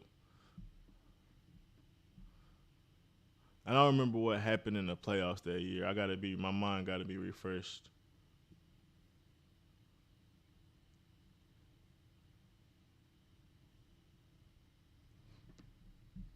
I can't remember if it was injuries, how far they made it. Unfortunately, both Durant and Westbrook struggled with injuries this season. Who says it's a young man's game? They've already some substitutions in. Kevin Martin is coming as Westbrook goes down the lane. First round against Houston, game 2. It was the second quarter, and this collision with Patrick Beverley. Okay, yep, exactly. The knee injury led to the first of 3 surgeries. In the playoffs, yeah, bro, I remember it. It's so nostalgic. And OKC's hopes were derailed. So that's one year due to injuries where pretty much that took away a year, but that's not, I feel like, a Russ problem. Like a lot of people I argue with, they say they ain't have a chance, and I'm like, it wasn't due to the play on the court to me. Like, as far as like they never would have won a championship. Like people made it like it's a guarantee that he would have never won if he stayed with Russ. Like it's just, to me, I think that's just hyperbolic. Russell Westbrook was at practice with the Thunder on Monday, but he is still expected to miss the first 4 to 6 weeks of the regular season. Look at that shit, 62 and 22. And did they say shooting 48% from the field?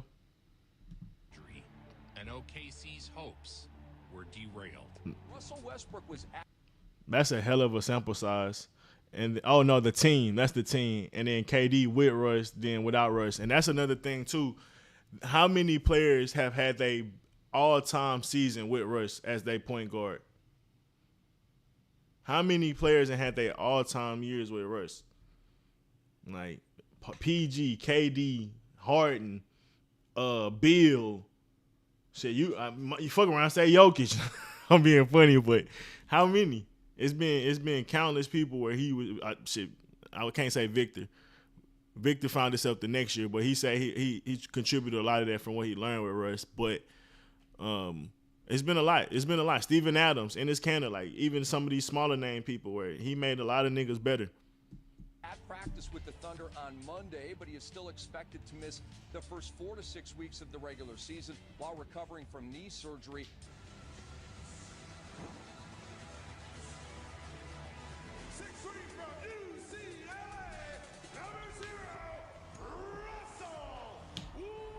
The year would be one for the books as Durant became the best player in the league and captured the MVP. So 2 years after their finals appearance, Following the third knee surgery within a year. The trees focused with the shot clock running down. She's the handle. 3-on-2. A brewing rivalry with the Golden State Warriors saw some heated games. Hogan has his pocket bit by Westbrook. yeah, we was robbed of an amazing rivalry that could have been. Even if the Warriors would have been the more dominant of that rivalry, I still think the Thunder would have got at least 2 championships in that span. Like just how they could have been the Tom Brady and the OKC could have been Peyton Manning. They still would have got them a couple. But I think they had a chance to arguably be better, especially when you just talk about the dynamic, like athleticism that they had over the Warriors' 2 best players like Steph and Clay. Like they could be out athletic. Now they can outshoot you any given night, but it's like if you really get physical with them, if you really test them on defense, bro, they could fold. And the Thunder had the keys, they just didn't keep it consistently throughout in that 3-1 series. But they like this now, like they showed that they could beat them boys. Obviously this was early in their career, but shit, at the same time, like the Warriors were still the Warriors. Like I think they were winning like 50 games around this time. Like they were up and coming team, just like the Thunder.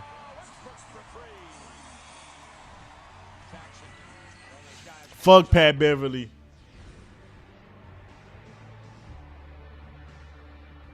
Oh, this shit was so insane. I remember this shit was so fucking insane.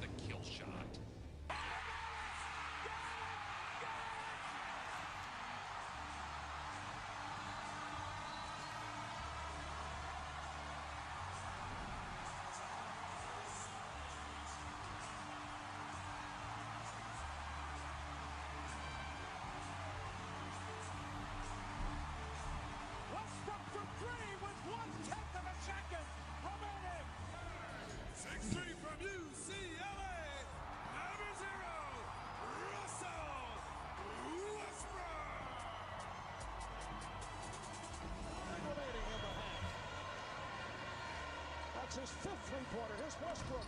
With both stars healthy, the regular season was a mere formality.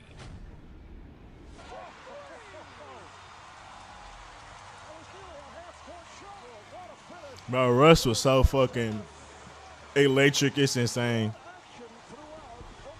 Cause it's like he said recently, bro. You never knew what to expect. You knew you were gonna get some crazy dunks. But even then, when they came in just out of nowhere, you knew he could give you the mid-range. He could give you a flurry of threes whenever given. He could give you a defensive play. Like, it could come at any given way. But any given night, Russ was doing some crazy shit, like, consistently. When the intensity is so much higher, that time Westbrook, the collision, no call, another easy layup.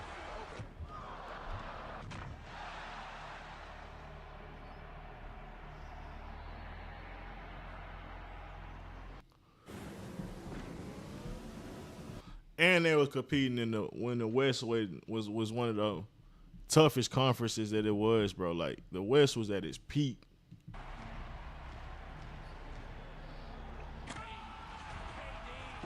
Body. 10 seconds. Screen by Ibaka. Westbrook outside. Another game winner against the Warriors. Good! He got it! He got it! It's a 1-point Thunder lead. 2.3 to play. And these weren't no snub ass Warriors either. Though it was Durant's MVP as the best point guard in the game. Now at playoff time, Mike, he stepped up. He went to 26 points. So this was the MVP year of. So this was 3 years. We said 2 or 3 years after they. So that's what, year 5 or year 6. Russ was considered one of the best, if not the best, point guard in the league by damn near year 5, year 6. That's tough, bro. And then he came in with 7 rebounds for a guard, 8 assists. When we talking about some all-time point guards was in the league. If you want to be fast, you want to be slow, want to be physical, non-physical, you gotta find the way where you can set the tone. The likely MVP of the league. Ooh, this Memphis team was so annoying, bro. The Chesapeake Energy Arena is rocking. Fully healthy for the postseason. OKC. Yeah, Russ used to have some real clutch moments, man. He had some bad moments, but he had some really, really good moments from defense or offense. He used to come up crazy with the steals. Not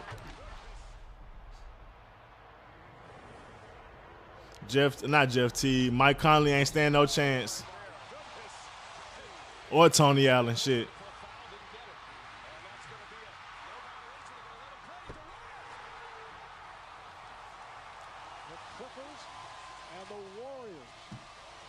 This Clipper team used to give me heart attacks too.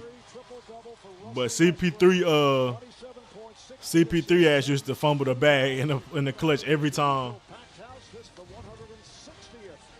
Consecutive sellout as we get ready for game 1 of this best of 7. Rain and severe thunderstorms in the area, and this sellout crowd a bit concerned coming off the blowout that took place here on Monday night.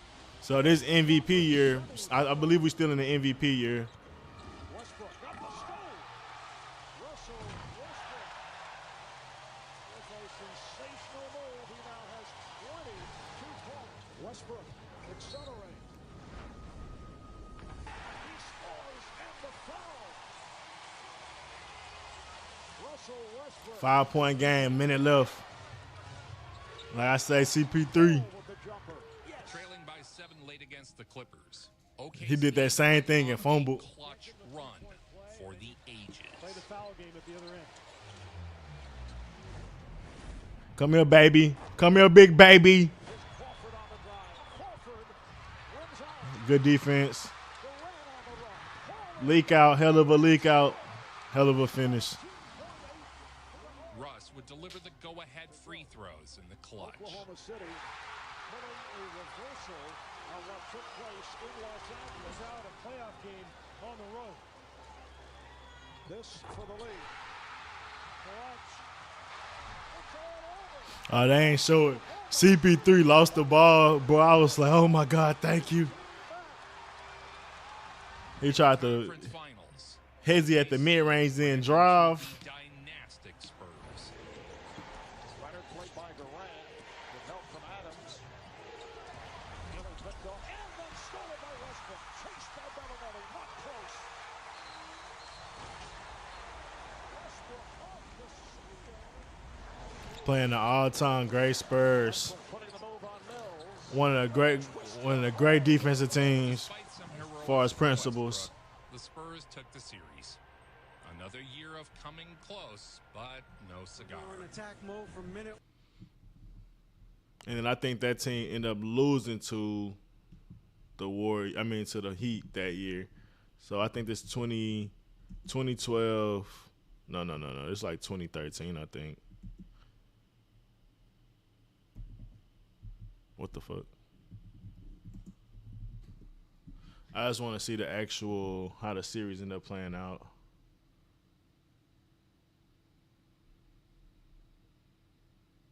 I lost to the, nah, it's not this year. That was the year that he was hurt. This the year right here.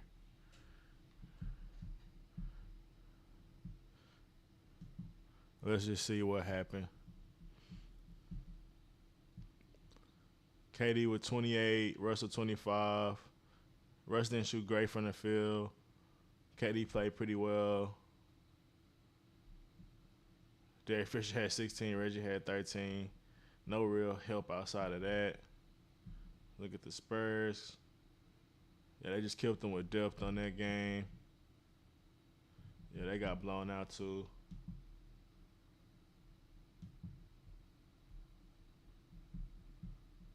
They got blown out again. Russell 15, KD with 15. Neither one shot great.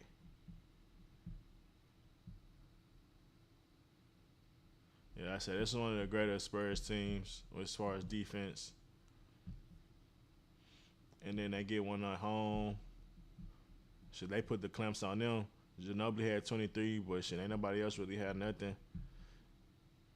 Reggie had 15, KD had 25, Russ had 26, and they both shot the same percentage from the field. They literally matching each other. And then they win game. So they win both at home. So, I mean, that shows that they were a good team. Russ with 40, KD with 31. Both shot 50% from the field. Russ had 10 assists, 5 steals. That shit's tough. And then you go back home, they get blown out. Once again, they pretty much match each other in scoring. They ain't have too much help. Outside of that, and let me see. Yeah, just kill them with depth. They killing them with depth. They losing 6. Game 6, what it look like? KD with 31, 48% from the field. Russ had 34, but he didn't shoot great with 34% from the field. Reggie had 21 points. Yeah, they needed a third scorer consistently. But even then, you losing to the Spurs, that's like, that's once again, I think at this point, this was what, 2024? So it's only 2 years after they were just in the finals. So they're only 24 years old at this point. And you lose in the Western Conference. You wanted to put your to a dynasty team again. So you lose to the Lakers, you lose to the Mavs, you lose to the Heat, you get hurt, and y'all KD lose to Memphis. Y'all come back and lose in the Western Conference Final to the Spurs. And your footprints on this game, how Like, do you think you did? that's not, and they still 24 years old. The win is most important. I just try to come out and give maximum effort, man. My teammates, ask that of me, and that's what I try to do on both ends of the floor. Blown out twice at the start of this series, but not without Serge Ibaka. Here's Westbrook. Yeah, this series showed they miss James Harden.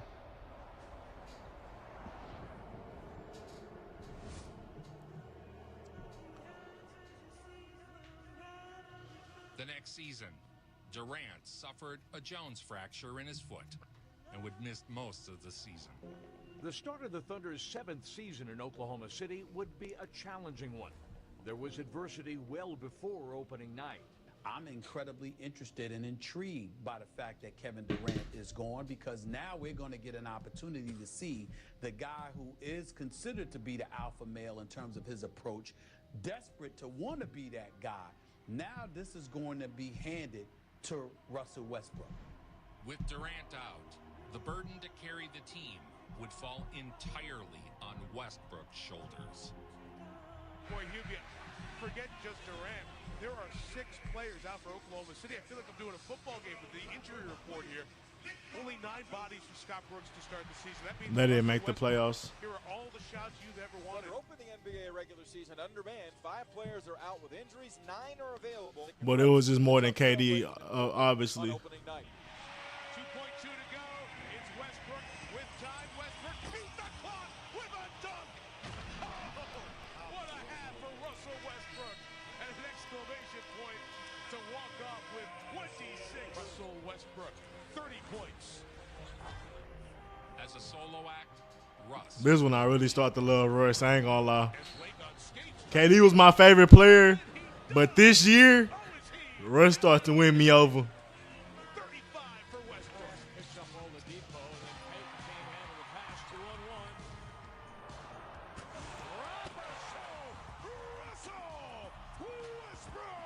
This is when he started to show he was a superstar to me. Westbrook smells it like a shark smelling blood. The consistency, the passion with which he plays, it's remarkable. He was appearing in more and more commercials. My bad. With gear this fresh, I always have more than one.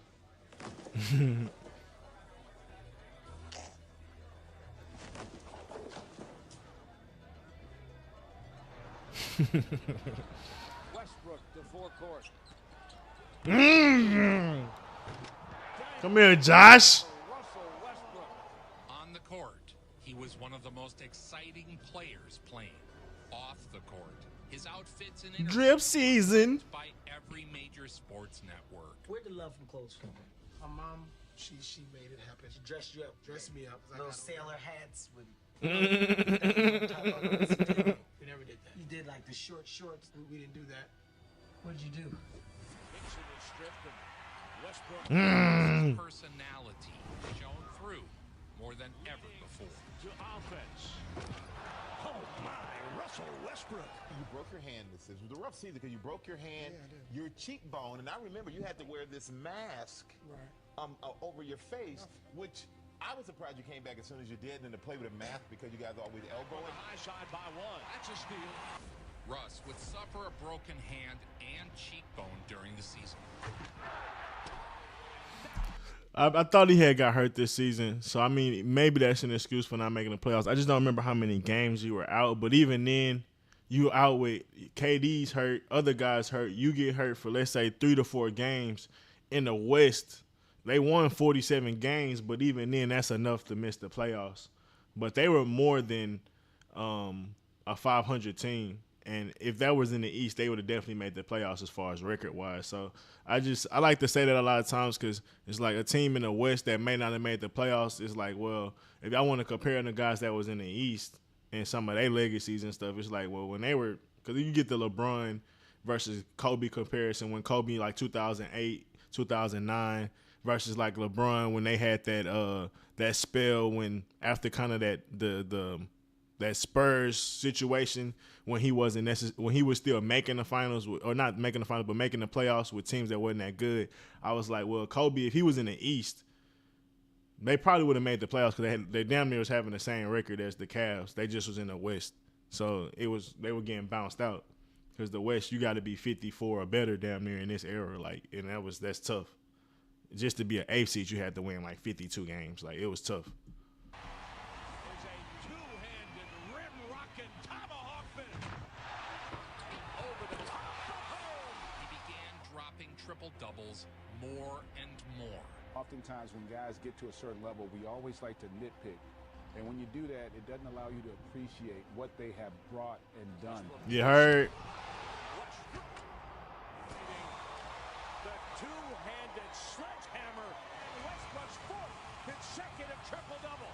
The last time a player 4 in a row is crazy. Michael Jordan in 1989 when he put together a streak of 7. My goodness. Behind a 49-point effort by Westbrook. That is a career high in scoring, a career high in rebounds. Yeah, people underestimate Russ's scoring ability in his prime, bro. He was giving boys 34, 35, 40 plus any given night. Like I love like I say Isaiah, I love Magic, but Russ when he was explosive at a different level, bro. On a different level. Especially in his peak. 15, check that 16 and 0 by and still could give you a triple-double. straight triple-doubles for Westbrook. Here's what you need to know. Without Kevin Durant in the lineup, Westbrook has been a statistician's dream. In his career, Westbrook has played 61 games without KD. Now, in those games, he's averaged 28 points per, and he's put up 12 triple-doubles. That's almost... And you could already see how you could that narrative if he was a ball hog. Like, why would his stats... If he was really a ball hog, he would have the same stats as when KD was out as when he was in, because he don't give a fuck that KD in. He's still going to get his points. But he didn't mind making sure that KD ate and KD shined. But as soon as KD was out, he'll take over. Or when KD wasn't stepping up, he'll take over. And that's just something that KD should have appreciated. And it seemed like he he got a little too greedy. Obviously, he ended up going to the Warriors, but it is what it is. Almost one triple-double every 5 games. It ended up working out for him. A one-on-one, you or LeBron James?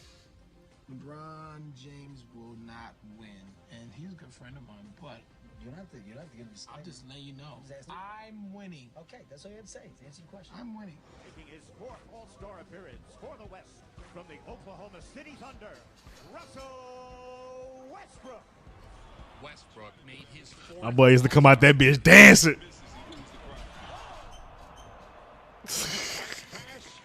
He used to kill them All-Star games, boy.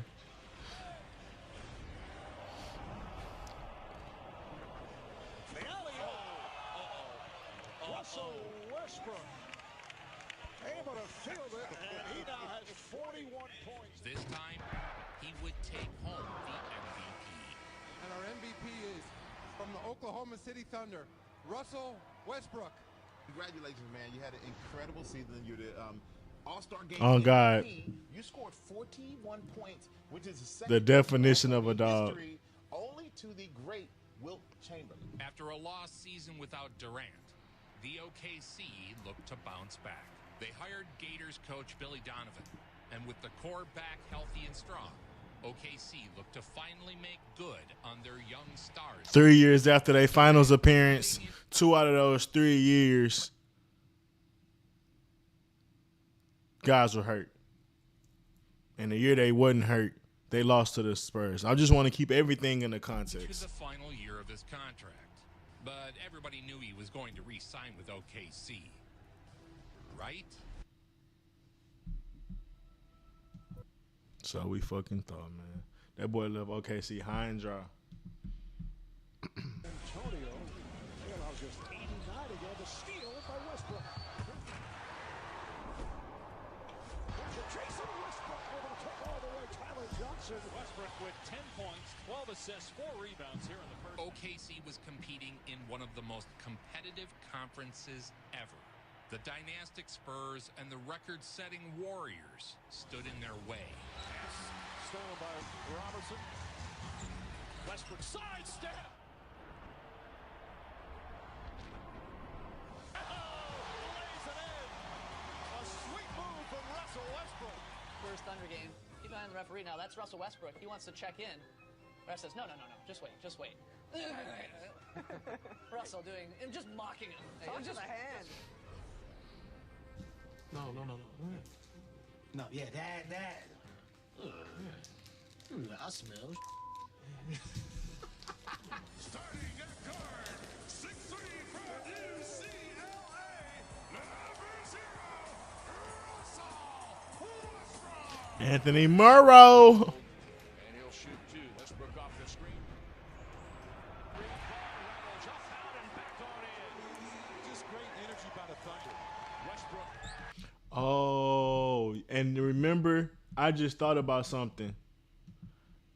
And even the year with the Spurs when they lost, Serge Ibaka was hurt. And he was our third option. Serge Ibaka was usually, like, when I said we was missing James Harden, we was really missing Serge Ibaka too. Because on the defensive tip, we missed Serge Ibaka, and on the offensive tip, Serge Ibaka gave us like 18 points a game this season. And he didn't play. He was hurt through like a calf injury or something like that. He came back late, but he didn't play like the first 2 or 3 games. And he was like hurt, if I'm not mistaken. I believe that was this series. 6 points. He played 27 minutes. Let me see if he played a game.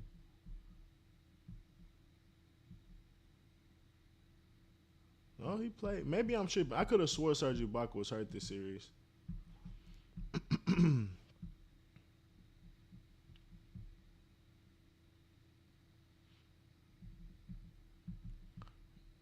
Maybe he played all the games. He just played hurt. I don't remember. I could have swore he didn't play some of these games. Okay, no, I'm not tripping. Yeah, he didn't play. He didn't play the first 3 games, and then when he came back, he was hobbled. But that was huge. Serge wasn't at his normal self, because going back and looking at the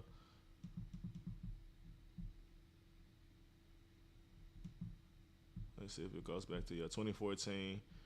just looking at the stats for the season, Serge was really productive in the points. He was at 15 points a game, shooting 53% from the field, 12 attempts a game, hitting half of them. So yeah, he was definitely a main contributor on offense. He was literally our third option. It was Durant, Russ at 22, and look at that again. When KD came back, he went from 28 back down to 21. You can't say, bro, he wasn't trying. But even then, Russ only played 46 games this year. So yeah, it was a lot of injuries. Even that year they lost with the Spurs. Curry and Magic clears, and Kyrie and Allen Iverson. Nah, I wouldn't give it to Kyrie, man. Kyrie hasn't shown the level of greatness consistently that Russ did. Kyrie don't have an MVP. He does have a championship, but at the same time, he ended up playing with, most people say, is the top dude of all time or number 2 of all time.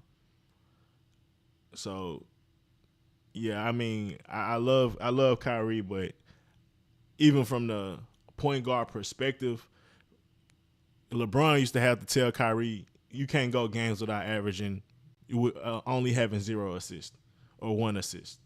Like, Kyrie's a great scorer, but from the overall point guard perspective, nah, Russ got it. AI has a good conversation at his peak, but consistently, Russ outperformed him if you ask me. The years with after KD, he matched the scoring that you would want from AI plus some. He gave you the assists, he gave you the rebounds, he gave you a triple-double. The years with KD, bro, he was still a hell of a dog, giving you 22 and 8.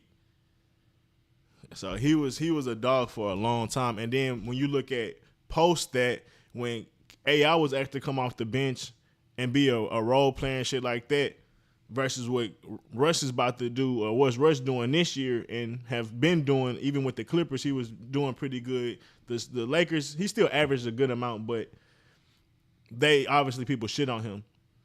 But I think he still averaged like 17 plus with good assists and rebounds. But yeah, so I'm even taking him over AI for sure.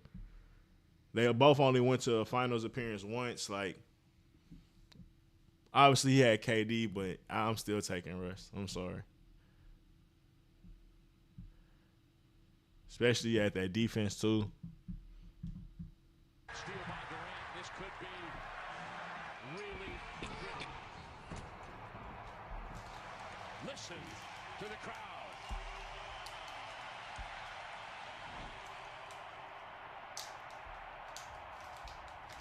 Like, Russ never missed the playoffs. Like, I think AI missed the playoff and he was in the East, if I ain't mistaken. Like, that wasn't happening. Like, Russ, he missed the playoffs that 1 year with, but even then, they had injuries. Like, he was hurt. He had a broken hand and his face was fucked up, and KD was hurt. And they said there was 5 dudes out throughout the season. Like, what we talking about? But any other season, he ain't made the playoffs damn near every year he's been in the league.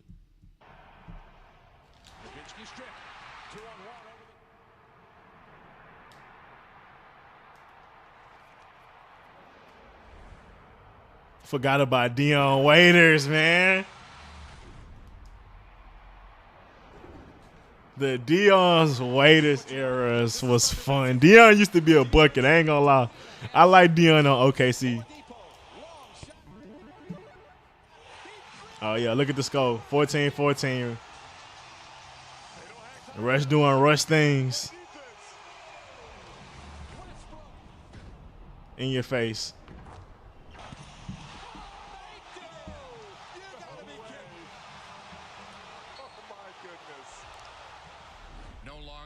Russ is fearless, bro. Russ was a true star in his own right. In the playoffs, the Thunder would meet the 73-win Golden State Warriors in the conference finals.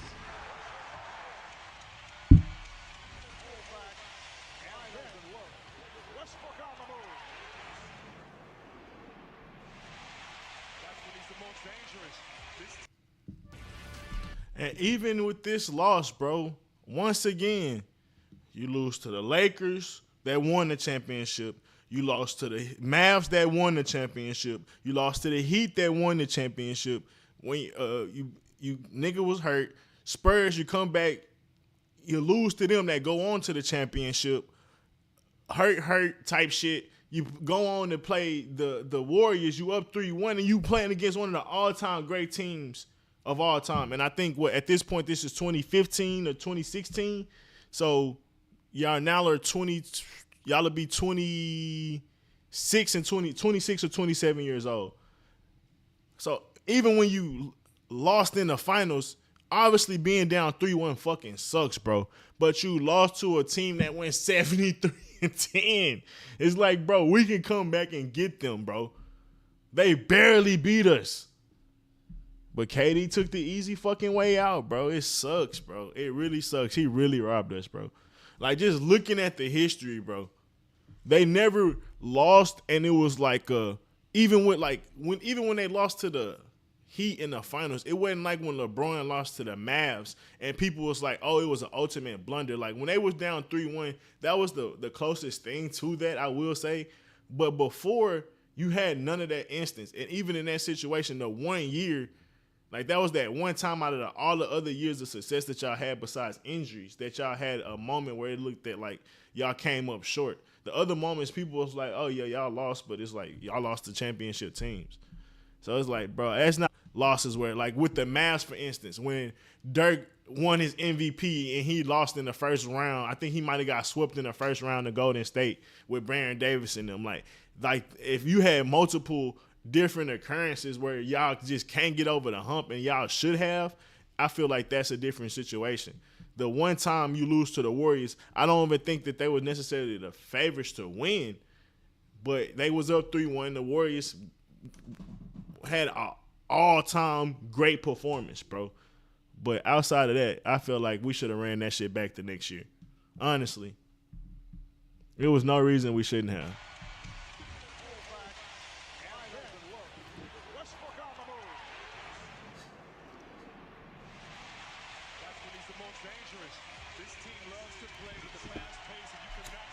OKC went up 3-1 and appeared destined for a rematch with LeBron in the finals.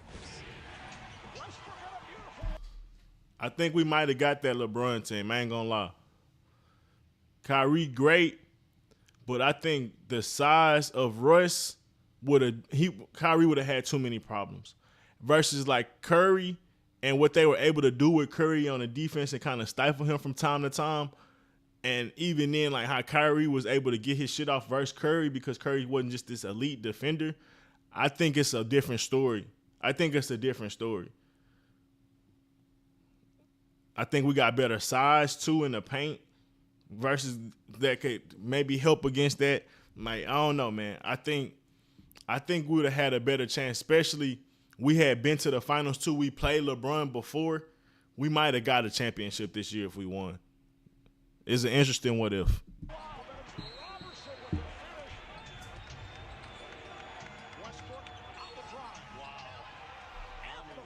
But the Warriors stormed back.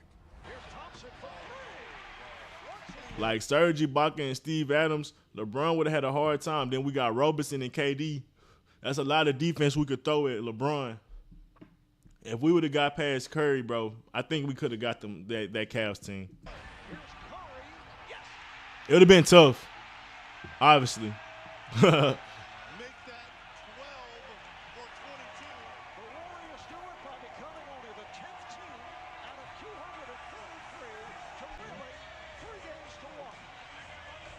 This series arguably shifted the future of the league in ways few have ever before. On God. Durant and Westbrook finally living up to their potential in winning a title. They allowed a 3-1 lead slip away. Durant was no longer certain he'd be returning the following season. Instead of vanquishing the Warriors, Durant was now in talks to join them. That's crazy, bro. Guys, the fireworks won't be quite as bright. The hot dogs are not going to take 4 years. 4 years after winning the finals, he decides to leave. 4 years after going to the finals against the Heat, he decides to leave.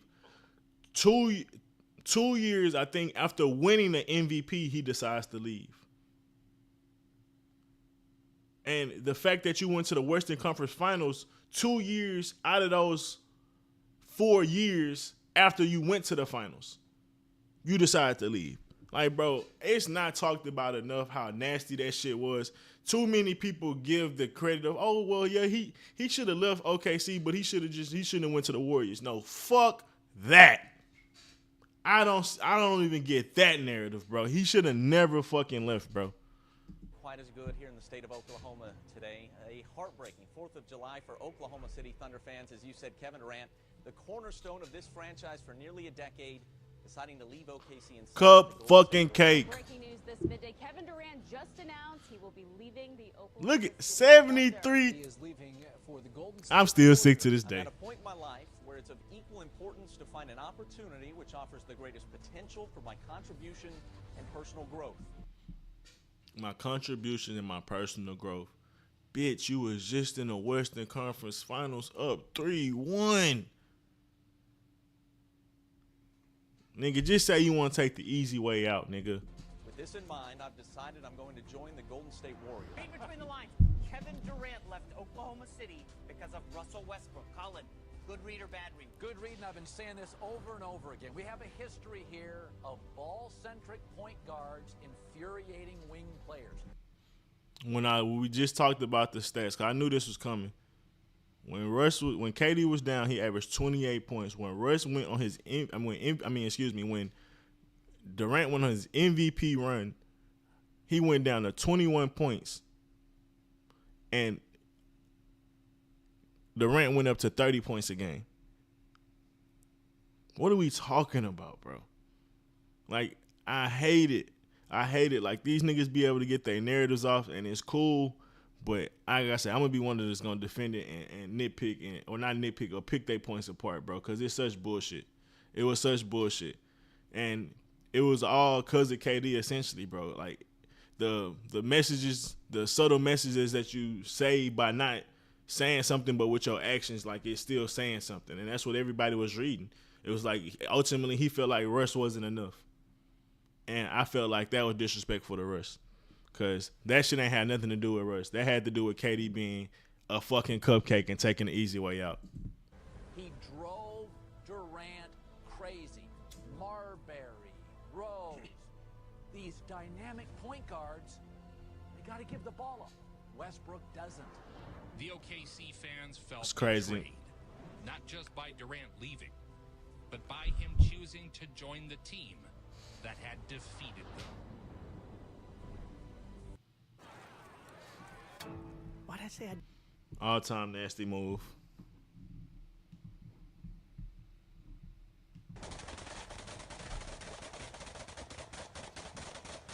You're now in the generation of the super teams. Your thoughts on that? Me personally is not my style.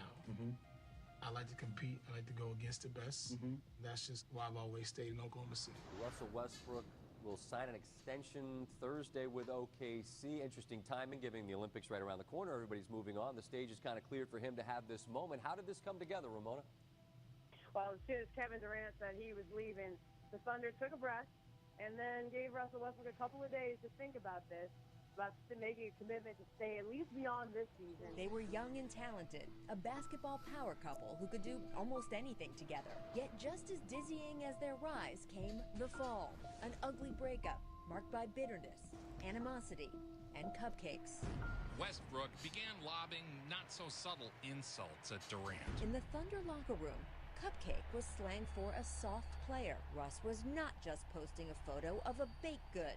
It was the opening salvo in a Cold War that would send a chill through the entire... He wasn't wrong for that shit, bro. Westbrook kept the innuendo coming, never outwardly criticizing Durant, but leaving just enough room for fans and the media to make assumptions. There were the commercials for Jordan Brand, one with the tagline, "Some run, some make runways." Some run, some make runways. Westbrook accelerated. Here comes Oklahoma City. Westbrook in transition. Oh! Russ would have what many call a revenge tour this season. Russell Westbrook. And just this alone, my damn phone died. But just this alone just shows the level of greatness. And even when he'll play like the Warriors, I think they was able to win one of those games that year when they was super stacked. But regardless how much of a headache he was to teams that was more superior than his, and he was still able to do what he was able to do, just showed the level of superstar he had and he been having, and that he could have kept unlocking throughout the years. And I just think KD missed out on playing with a guy like that. Honestly, bro, I felt like the chemistry that they could have built over time and that they already had was tremendous. And they just fell short a couple of times against all-time great teams. But no, this year, bro, showed the world you got to put some respect on his name. One of the fastest triple-doubles yet again in NBA history. You're always saying you're doing what your team needs you to do. What did they need from you tonight? Just an all-around game. Proving he was every bit the star Durant was. Westbrook became a triple-double machine.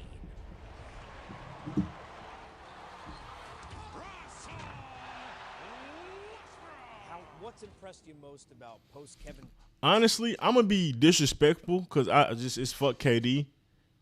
KD ain't even proved he's a better player than Russ overall legacy-wise. Him going to the fucking Warriors, bro, and being able to skate on their fucking team, I don't give a fuck about that shit. Bitch, you ain't won shit without them niggas.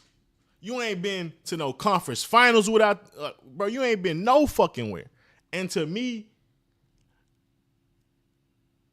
like I said with Russ, they both have one MVP, and besides them bullshit ass rings that you went to go get on your cupcake ass run, you ain't really proved that you just this greater player than Russ. Let's just be real.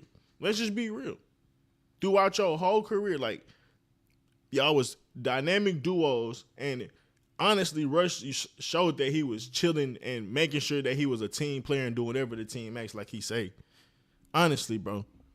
And when you left and he had to take over, bro, he showed that he's just as great and dynamic of a player as you are.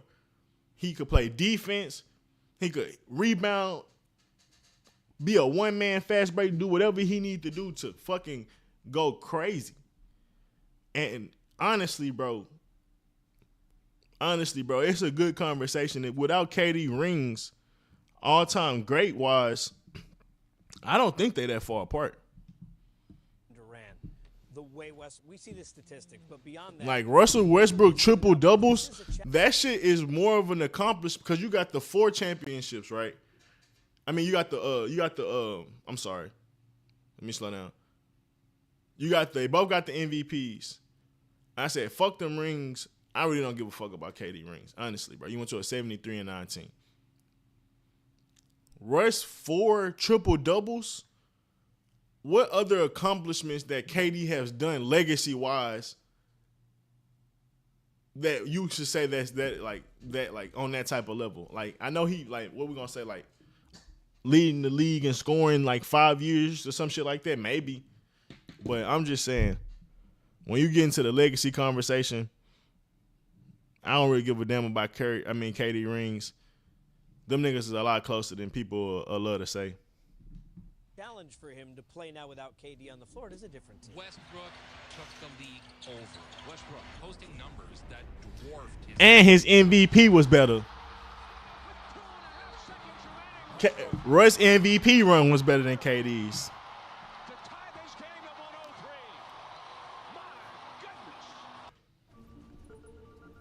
Love is a fickle thing. It definitely is. That's a funny thing. Love is a fickle thing. I started hating KD so goddamn quick. Piled up the triple doubles and began to flirt with history. Cantor is a terrific scorer off the bench. Here's a turnover. Butler. Give me that shit. He was more than the face of OKC. Now I do what I want. Now I do what I want. Come here, Boogie.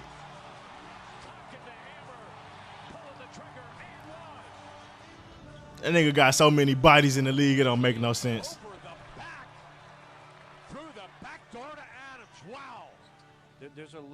That nigga playing with Steven Adams and Andrew Roberson. Playing with Russell, the way that he's playing now, taking the shots that he's taking. Still took them niggas to the playoffs. You start to expect and anticipate some of the things that he's going to do in order for you to make an impact on the game. In his first seasons without KD, Westbrook averaged a triple-double and broke Oscar Robertson's single-season record.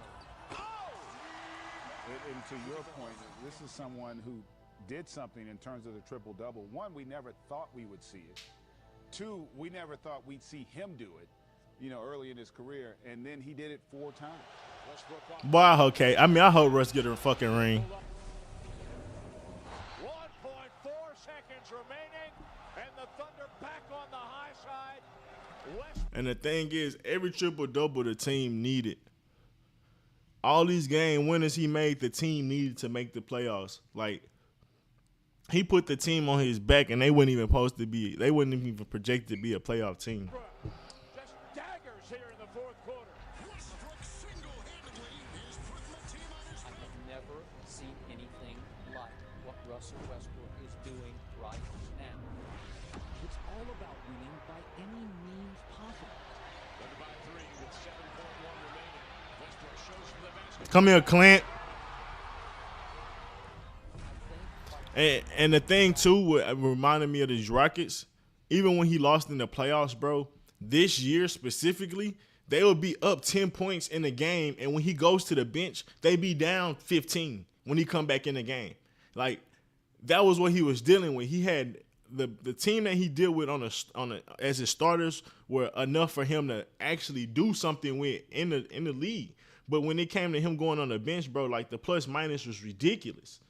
And that was throughout the season. So even them barely making the playoffs wasn't indicative of his play. The team was just had nothing, bro. Like, they got gutted by losing KD, and they did not expect it. They didn't get no assets back for him or nothing. He just walked out the door. And when he played in the playoffs, bro, he was killing shit, bro. Like, they want to make it seem like Russ wasn't performing and he was choking and shit. Like, no, bro. Like, when he got PG was averaging scoring 13 points or 5 points in closeout games. And this year, the bench wasn't stepping up at all.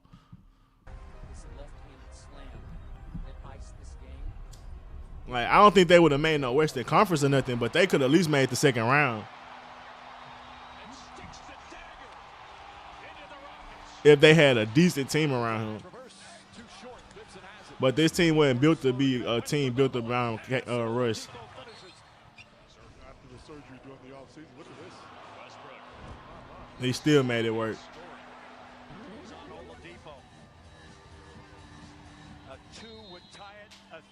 They had to win this game.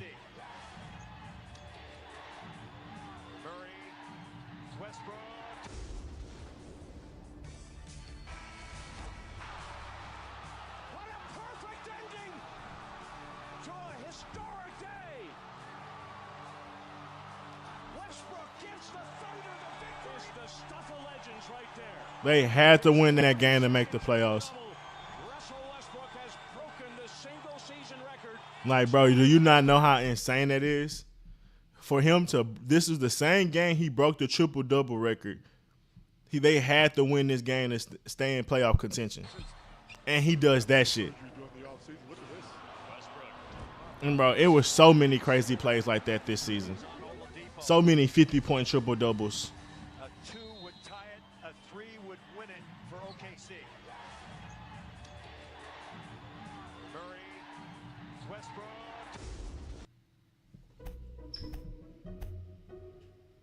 I can't wait till this Nuggets game. This shit get me ready for the Nuggets game later. I can't even lie. I'm geek right now.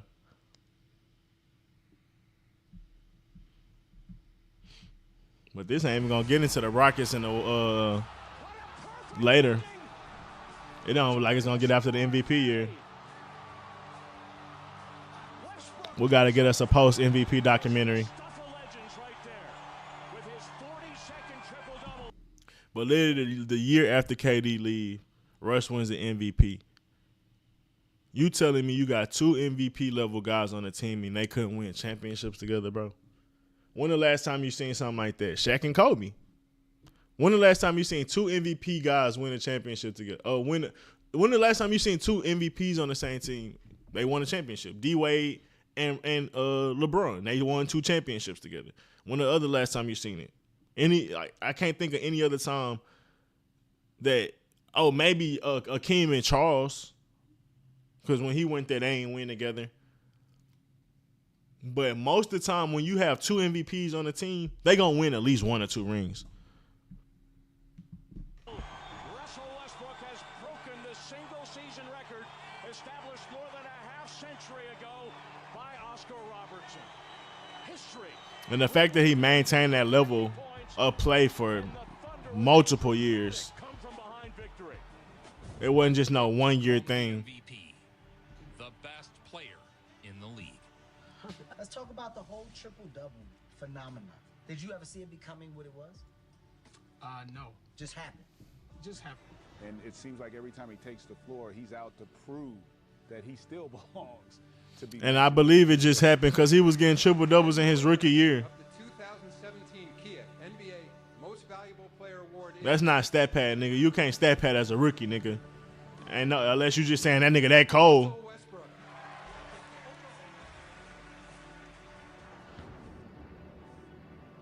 I've elected to end this video here on Russ's moment of greatest triumph. 5 years. 5 years after they lose in the finals, Russ wins an MVP. 2017, they would have still had another 5 to 8 year window after this year. And this was the year right after the 3-1. So not only could they have won that year, they could have won this year as well. Because KD didn't get hurt, Russ didn't get hurt. And then if I'm not mistaken, Kyrie and Kevin Love end up going down. Or somebody end up going down or getting traded. Who knows if that still happened if they don't trade KD if KD don't go to the Warriors. But even then, it's like you have to worry about the Warriors and beating them again. But you got MVP level Russ. You got KD shooting at even a better level because he was getting better and better. So it's just interesting. But